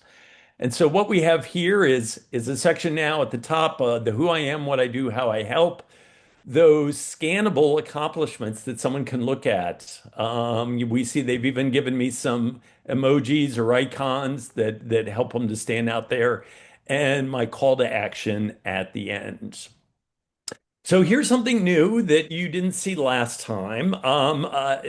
Many of us have been creating images with the image models on ChatGPT or on Grok, etc. But up until now, they weren't really great at creating people that looked like the actual people that we wanted to. But that all changed in December, and it really started with Google. Google launched a new tool called Nano Banana. And that was quickly followed up by ChatGPT launching a new tool. So the prompt that I'm giving you here is something you can actually either use in Gemini's Nano Banana or you can use it in ChatGPT. And the important part is in that task where I'm asking it to maintain the exact facial structure, identity, and key features of the person in the input image. So you're going to give it an input image, and that can be a really crummy image of you at an office party, and it's going to create something really different. So here is an old LinkedIn profile image that I used for years and years, and I fed it that prompt. And here's the updated one, which looks like me. It passes my wife's sniff test. So this is one that would fool my wife. The old ones would not fool my wife, but this one would fool my wife. It looks suitable and it's nice and clean and can stand out, doesn't have a cluttered background. So even if you look like this guy here, we can make you look a little bit more like this. Now, I realized I created this prompt back in December and I realized that it was pretty complex. And so what I ended up doing was creating a whole custom GPT, which you're going to see on my website that's going to do all of this for you. So you don't even need to worry about the prompt. You just use the custom GPT. It will even let you kind of modify the clothing that you want to wear, et cetera, et cetera. So if you've got a crummy profile image, there's now a tool that can do this for you for free, 100% for free. Don't pay anyone for a new profile picture. So, analyzing emerging industry trends. Now, some of us maybe have been in job search a long time. And trends have been changing, so we need to understand what's happening in our industries. Or maybe we're going to go back to an industry that we worked in 10 years ago, but we don't really know what's going on. ChatGPT can do a great job of pulling us up to speed on this. So in this example, you're a SaaS industry consultant providing executive level insight using verified up-to-date sources only, such as major consulting firms, government databases, trade associations, or reputable media. So what I'd like you to take away from this slide is we can tell the model what are the sources we want it to go to. Rather than just saying, pull from your foundational training, we can say we want you to look at, an analyst report or a consulting firm or a white paper or a university study, etc. So we're going to have it pull this, identifies and summarize the three most significant technology or market trends that are out there. And I've given it a bit more detail. So it's going to do this. And again, I want you to think, let's start at the 25,000 foot level. So you're going to identify 1, 2, 3 trends, and then you're going to do a follow-up prompt. And you're going to say something like expand on point number 1, highlighting specific examples, including the names of companies or organizations that are leading this trend, and examples of the product or service they provide. So now when you go into your interview, you know what some of these key trends are, you know who the competitors and other companies are that are playing in this space, and what are the products that they are creating. So again, start at 25,000 feet and drill down. Which brings us to the deep research tool that I mentioned at the very beginning. This is a new tool that launched in ChatGPT in 2025.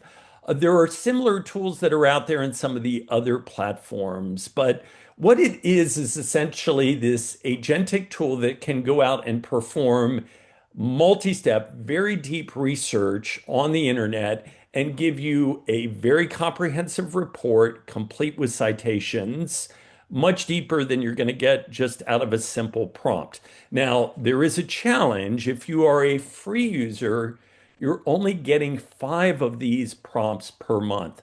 So it's very important that you do a good job of creating the prompt correctly up front. Otherwise, if you create the prompt and it's not exactly what you want, well, then you've only got 4 left. And so my solution and what I'd suggest is actually start by using one of those thinking models to have it help you write a very detailed prompt on the research that you want to do. So here's the prompt that I said. I want you to use your help creating a deep research prompt.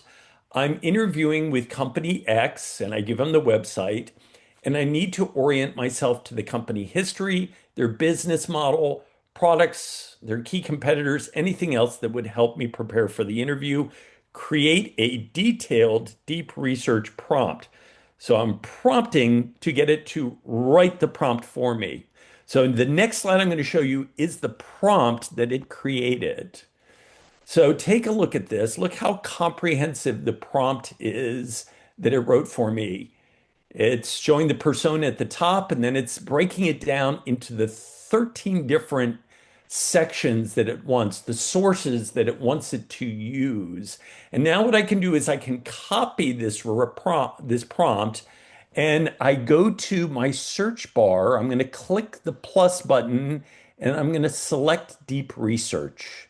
And I drop in my prompt, and what comes back now is it took the model 2 hours and 15 minutes to do this research.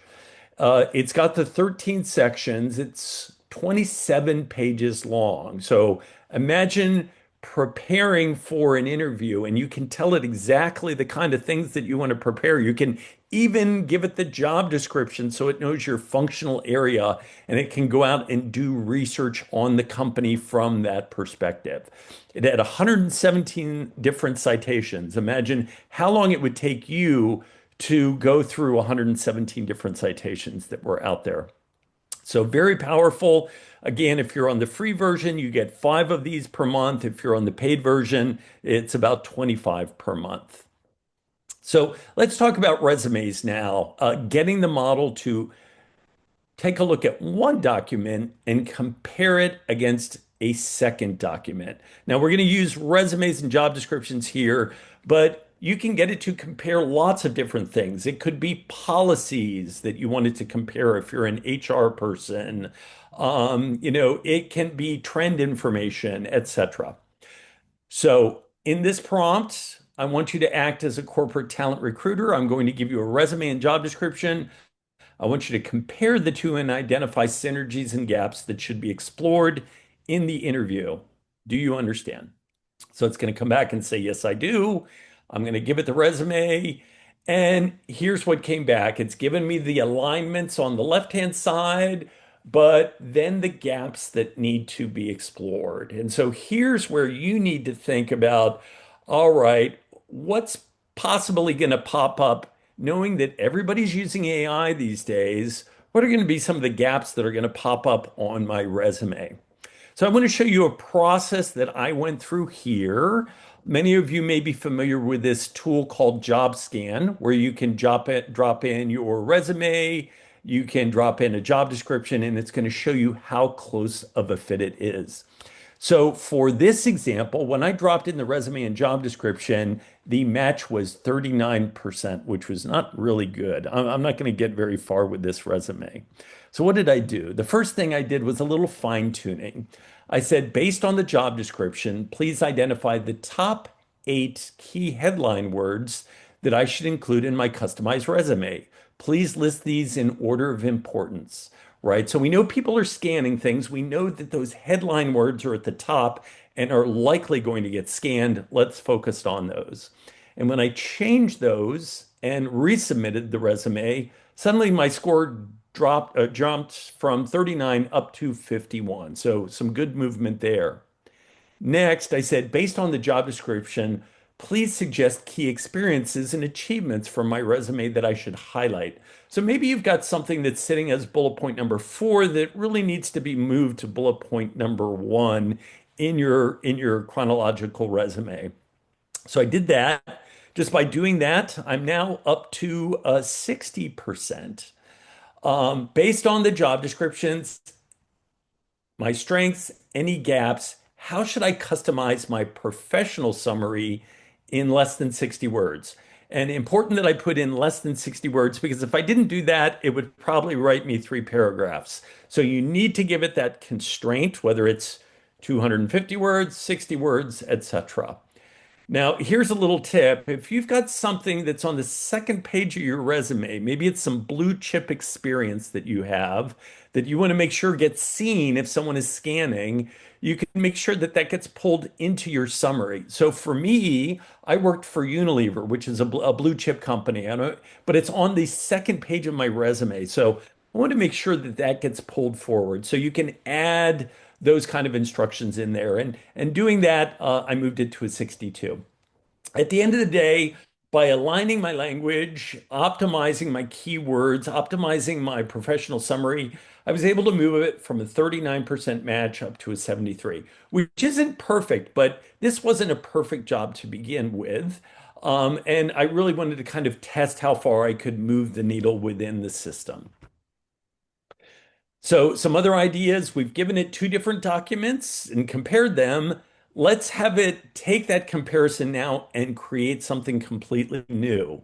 We want it to write a cover letter based on those 2 documents.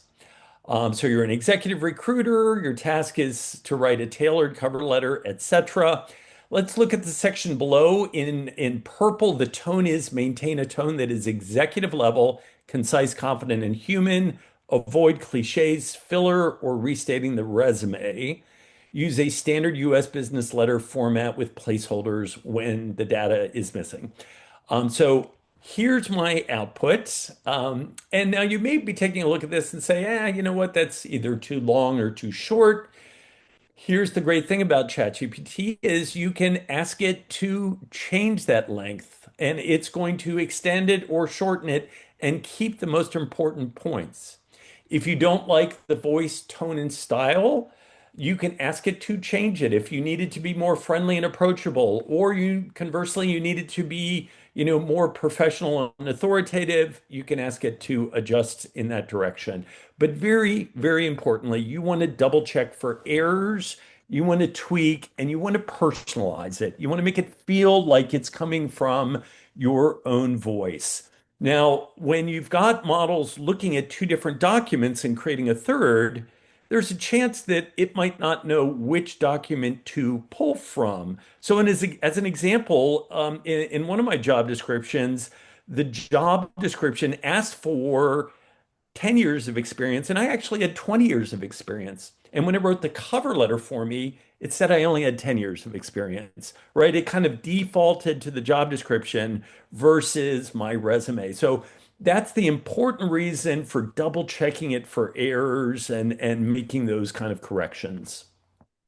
So when you're writing, we used to have ChatGPT write for us, and then we would copy and paste it and go outside and put it in a Word document. These days, you can have it write directly in the web browser. And I'm going to show you how to use that using the Canvas function. And so what you would do is click the plus button, get the drop down, and hit that write or code drop-down menu item there, and it's going to pull up a completely new window for you. So now you've got this writing window on the right-hand side, and your search bar has moved over to the left.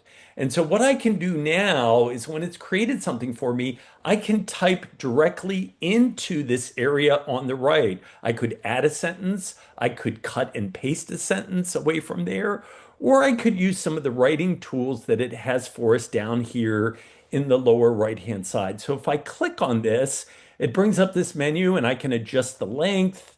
I can adjust the reading level or add a little bit of polish or even some emojis. And what I can do is even just change a small section. So here, I'm going to highlight that long paragraph and I'm going to go up and ask it to adjust the length. I click that and then I grab the slider and I pull it down, shorter, shorter, shortest, and I click the arrow. And let's see what happens. It should rewrite that area for me now, and it's probably going to be quite a bit shorter than where it was originally. Let's see. Yep, there indeed. It's about 50% shorter. Right. You can also do things like adjust the reading level. If it's too basic, you could go in and move it to high school, college, or kind of graduate school vocabulary out there. And if I let it do that, it would go in and it would change all of the information and vocabulary for the entire document. So here's some other ideas. If you're an HR person or if you're a hiring manager, you can, first of all, have ChatGPT do things like interview you. So this was discussed earlier in the tip of the week. You can actually go into voice mode. You can attach the resume that you're interviewing for and ask it to interview you on that. I've actually created a custom GPT again for free on my website that does things like checks your voice and whether you're using filler words and how long your responses are. Are you going over 90 seconds with your responses? So you can use that for free, but a great way just to kind of get in that groove of interviewing. If you're a hiring manager, you can compare multiple candidates against a job description. You can create those interview questions for that candidate or potential interview questions that you might be getting in the course of your interview. And again, everyone's using AI, so the chances are that hiring manager may be going to one of the large language models to look at your resume and to build out their questions. You can also use it for onboarding talent into new roles. And so one of the prompts that you'll see in my prompt guidelines is an onboarding prompt. And in this case, we're asking it to assist me in creating an onboarding plan for the first 90 days in my new role. And I'm going to give it my title in the new organization that I'm in, and I'm going to give it some key details about my roles and responsibilities. Maybe they're from the job description, maybe they're things that came up in the course of our interviews. Here in gray is the example. The plan should be based on the principles and concepts from the book, The First 90 Days by Michael Watkins, with particular focus on the onboarding checklist, including business orientation, stakeholder connection, expectation alignments, and cultural adaptation. Here's the takeaway from this slide. I did this with the first 90 days, but these models have been trained on a huge amount of business literature. So whether it's the first 90 days or Atomic Habits, you can take that literature and reference it in your prompt because the model will be able to reference that, understand that, and help you with the workflow, the process, whatever is being served up in that business literature. So let's talk about some of the advanced features. I'm going to go through these quickly because we've got very little time left, and I want to save time for some Q&A. First of all, projects. This is now available to free users. On the surface, it looks like a little folder that allows you just to organize your prompts and put them into different areas. But there's so much more to it. You can actually train these folders to use specific information and to act in specific ways. So in this case, the way that you create it is you go over to new projects. You're going to click that.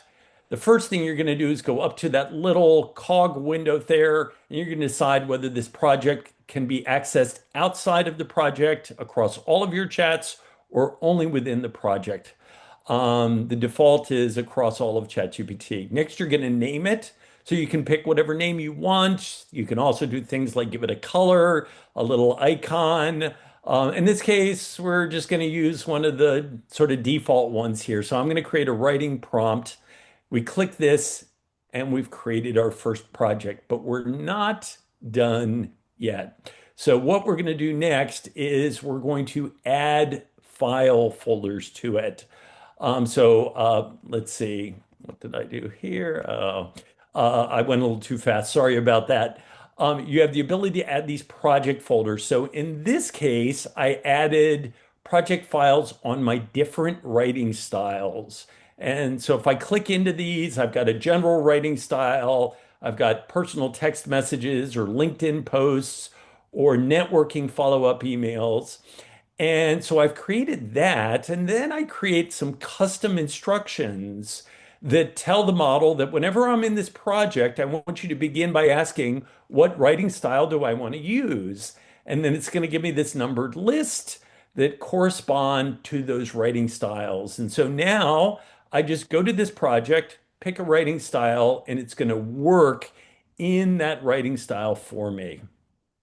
Here's some project ideas that you can use. First of all, you can put your master compiled resume, your LinkedIn profile in there, your Clifton strengths, your star stories. And so now anytime you get a job description, you can go to the project, give it this job description, and it can reference all of these documents for you. It can look at your resume to figure out where the fit is.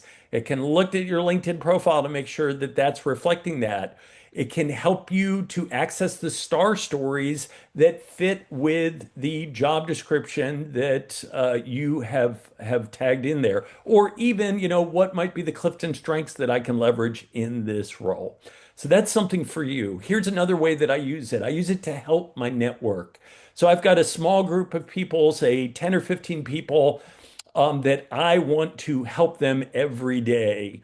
And so what I do is I save their LinkedIn profile as project knowledge files. And when I see something that crosses my desk, I can just go in and drop in that job description and say, hey, I want to help these 3 finance people. Which of them would be a good fit for their role? And it analyzes against the role, and then I can send it on to person A, B, or C. And this helps me to help people every day, and it only takes 5 minutes of my time. Next is the task feature. This is only available in the paid version, so I'm going to go really quick. It allows you to assign tasks and schedule recurring prompts and tasks. So one of the things that I do is ask it every morning at 8:45 to search for new job postings. It's going to exclude postings that are older than 3 weeks old. It's going to validate each link to make sure the links are good. It's going to compare it against my resume and then prioritize the best jobs against my resume. And then at the end, provide a direct link. So every morning now when I wake up, my task is already executed. It's sitting there for me. And I go in and see if it's found anything new that helps me with my job search. Now, comment about this. What happens is after about a month, these tend to get a little bit old. So you need to go and refresh. You need to create a new task, delete the old one, and the system tends to perform a little bit better that way. I'm going to skip over this just because I want to make sure that we get on to some of these other things. There are new apps that are now connected as of December of this year, available to free users. I'm going to start playing the video here, but essentially it allows you to connect ChatGPT to outside companies, outside applications, whether it is Expedia or Travelocity or Zillow. There's now a whole slew of apps that are out there that you can interact with. One thing that I will say is the app connections are iffy. So one day it will allow me to go into Figma and do this whole flowchart layout. The next day it's not working quite as well. So still a little bit buggy. I know Claude is having the same issues with their feature that does this. So these outside app connectors are still a little janky, but they're going to get much better over the coming year. Notebook LM, I'm actually going to skip this for now. Needless to say, this is my second tool that I've used. If you have not ever used Notebook LM, this is a fantastic tool for research. It's got a low tolerance for hallucination because it's basically only using information that you give it, but it's able to turn that information into spreadsheets, presentations, videos, mind maps, etc. It's fantastic for doing research. I could do a whole segment, a whole webinar just on Notebook LM. Maybe I will do that in the future. 2025 was the year of the agents. ChatGPT also introduced an agent that's available in the paid tier. What this agent does is allows you to actually go on the internet and work in a remote browser. So this is not the browser that's sitting on your desktop. This is a remote browser in a sandbox that allows you to do things like go into secure sites. If you give it the password, it can then go inside that site and execute tasks for you. I find this fantastic also for doing different types of research.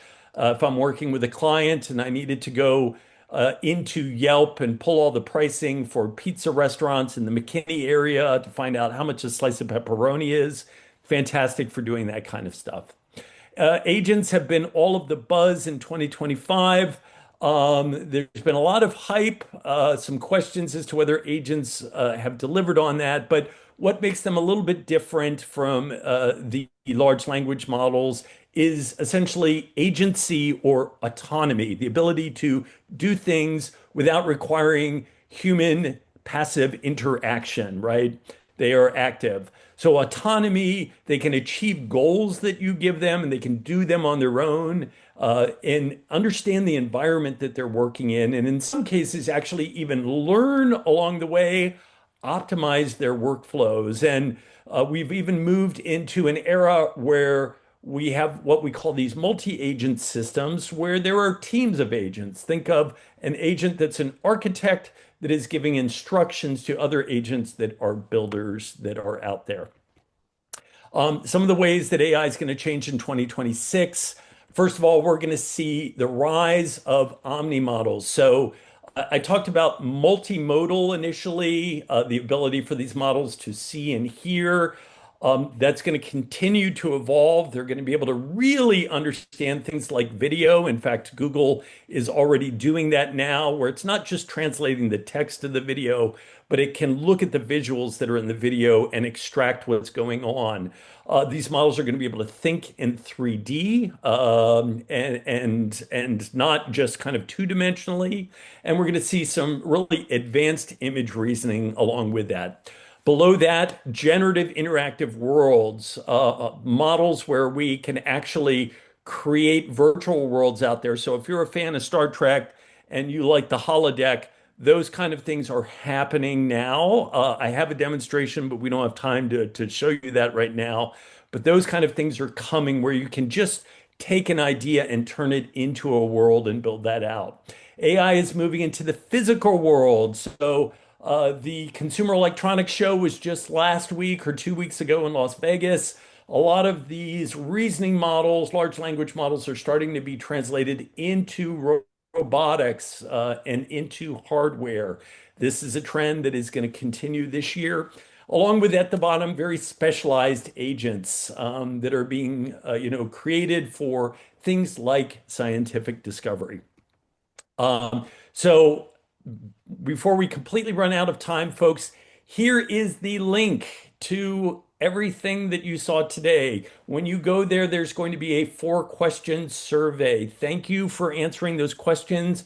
They help me to make this presentation better for the future. When you get done and complete the survey, it's going to take you to a next screen that has a link to my landing page. You're going to find the prompt template on there and all of these other custom GPT tools that I mentioned. So we are at the 11:30 mark. Not sure we're going to have a lot of time for questions. Jeff, I'm going to turn it back to you if there's anything we want to discuss or if you want to close it down. Hey, we can take a few questions. Questions? Here's a hand. Hold on. Do I have to walk up there or just ask this? Okay. Rusty, thank you for the presentation today. This is probably the third time I've actually seen you present, and every time you have new content in there. So thank you very much. My question was really around the what do you call those things that you the prompts, right? The prompt engineering that you mentioned about. Yes. Yeah. The question really is around those prompts. If I use the prompts that you have provided, does that go towards your composite aggregate because it's your style and it's building, or it basically starts my own Start your own of prompts and it's something that I can continue to build on top of, and now ChatGPT knows that this is my personality and these are the types of researches that I'm doing. Yeah, absolutely. If you're using it within your own account, whether it's on ChatGPT, Google, Grok, by the way, these should work across almost all of the platforms out there. If you're using it within your account and you have memory turned on, it's going to start building the memory of the things that you're creating. So it will go against you. Nothing, including the custom GPT, goes against me. Hey, Rusty, this is Mike. Thanks again. Awesome content presentation. Wonder if you could just revisit, I know you discussed it a bit, but any top of mind best practices for like security settings on ChatGPT engines? Yeah. So, folks, you do have the ability to control what you share. If you go into your account, go into your settings and security and privacy, you have the ability to do things like turn off sharing of your information with the model. It may say something like, share data to help make the model better. If you're using ChatGPT, you will need to turn this off manually. If you're using tools like Claude, Claude actually works the other way. It's automatically turned off, but if you want to help the model get better, you can turn it on and share it. So I'd say that's the one big tip that's out there. And the other one is just, this is the internet. So use the same discretion in sharing sensitive data that you would with other internet platforms. Having said that, ChatGPT, in their privacy statement, which you should read at least once a quarter, will tell you how they share information. They're not selling it right now. They're not giving it to anything other than third-party providers that help work on their tools. That's the only people that might get some kind of access.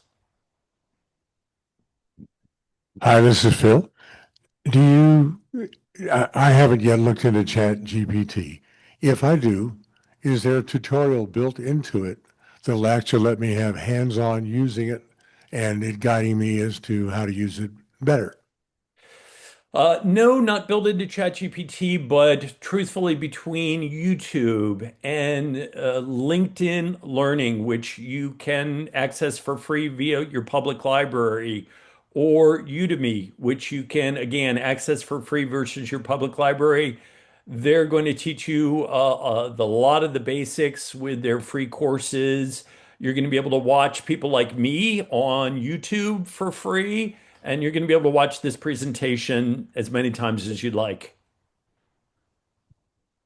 Hi, my name is Jennifer Rovira. I was wondering if you use Sora 2 at all, especially since you seem to have a paid subscription to ChatGPT. Yeah, I do. I do use Sora 2. I do a lot of video creation. I'm using Nano Banana and VO3 a lot these days, but is there a Sora 2 question that you have? Sorry, I had to get the mic back. How do I get an invite code? I can't get anyone to give me an invite code. Invite code to Sora? Sora 2 needs an invite code. Oh, Sora 2. Just play with so first of all, you're going to need to download the app because it's app-based primarily. Um, I honestly don't know about the invite code, so I would check in Reddit. Go to Reddit and see what users are saying is kind of the best practice for getting the invite code. I signed up. I had to wait about 2 weeks, and then I got admitted to sort of their beta tester users back when it initially launched. Do you have any comparison between Sora? You said you're using VO? VO3, yeah. And if you're having problems getting into Sora, you can use VO3 in Google Labs. Go to Google Labs, and there's one of the experiments is a video creation tool, and it uses VO3, and they let you use the video tool just a few times a day. So it's not quite the same as having a subscription, but you can use that. Okay, thank you. You're welcome. Anybody else, anybody online have a question?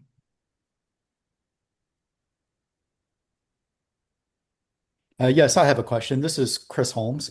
Rusty, thank you for the presentation. This is all just fantastic information.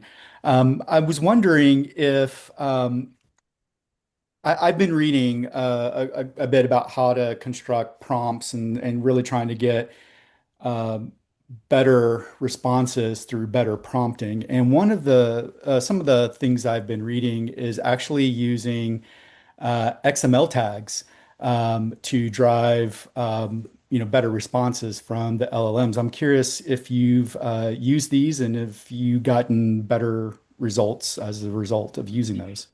Yeah, thanks for mentioning that. I haven't used XML tags. I would say one of the big changes that kind of takes you beyond the basics of what I've shown you here is this idea of context engineering and writing your instructions and giving it access to specific tools at specific times. And so that's, I would say, a little bit more where I've been focused is connecting the language models to different external tools and then guiding the model with how to use and when to use those tools. Because these days the instructions can get really complex and really huge. I use Markdown format sometimes as a way to format my prompting and to kind of keep it simple and organized in a way. But I normally will have the model do that formatting for me. So what I mean by that is I kind of write my prompt and then I will ask ChatGPT to go back and put it into Markdown format. And I use that occasionally, especially if I've got to incorporate any kind of like Python code or anything like that.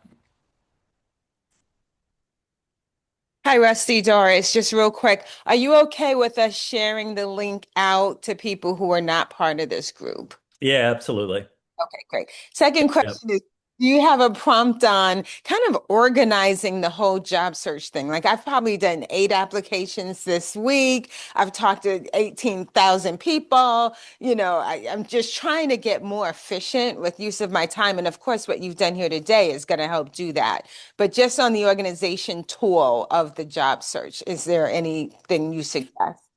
No, but my friend Jeff Morris there, he has a 1 or 2 pager that's out there that is kind of a great guide on how to approach your job search. Jeff, I know you've shared that at times in the past. And what you could actually do is take a document like that, whether it's Jeff's or someone else that's out there on the internet, and give that as a knowledge document to ChatGPT and ask it, here's my goal. Here's the context. I want to organize my job search. apply some of these principles to help me set my goals and to get organized. So I don't have that, but that's kind of what my starting point might look like to solve that problem. Rusty, thank you very much for your time. Great presentation. I'm sure this will be shared many times. For everybody, this is a copy of the YouTube channel. This video will be posted up there tomorrow. It's if you go to youtube.com/careerusa, click on playlist. Every video I post goes into one of 7 different playlists, and down in the bottom left-hand corner where it says view full playlist, click on that, because when you do, up will come a list in chronological order of all the speakers we've had over the last 4 or 5 years. You can go back and watch any one of the videos. Just remember, this video will start about 35 minutes into the beginning because I start recording at the very beginning here. LinkedIn Tuesday, this coming Tuesday, Ruth Lipsky will be with us to talk about LinkedIn tools for job seekers. Ruth works for Lee Heck Harrison. She works with job seekers every day. So join us Tuesday at 1 o'clock. The practice interview team will be meeting in person this coming Wednesday. Just by watching other people being interviewed, you will learn things. You don't have to be interviewed, but just watch the interview process. You'll really learn things from that. Today, we're going to go to Mama's Pizza, 2130. I guess we probably won't get there until about 12 o'clock. How many people think they're going to go here? So we know how big a table to get. 1, 2, 3, 4, 5, 6, 7, 8, 9, 10. So whoever gets there first, look for about 10 of us. And Walt's got something Walt wants to say. Hi, everyone. I have a personal request from a person that came through the workshop that says, do you know anyone or know anyone who knows anyone who would be willing to sit down and teach me Word? So if you know somebody like that or you would like to do that, he will pay for it as well. Send me an email. My email address you can use is on my LinkedIn banner page, so you want to go find it. But send me that and I'll see if we can help him out. He needs a one-on-one sit down, face-to-face. I guess he'll use his own fingers to do it, but nonetheless, if you could help, I'd appreciate it. Did you check with Matt? What was the question? Did you check with Matt? Matt can't. I haven't checked with Matt. I haven't checked with anybody. This question came during this workshop. I hadn't checked with anybody. Okay. I know Matt's very good with that. Matt's, if you got any technical things, ask Matt. Matt is good with technology as Rusty is good with AI. I don't know. Just follow up with me, okay? Yes. Jewish Family Service has class. They won't be one what, but if they want to. Gotcha. All right, thank you. All right. Well, we don't see your Mama's Pizza today. Thank you very much for joining us. Rusty, once again, thank you very much for a great presentation. And everybody have a great weekend, and we'll see you all next week.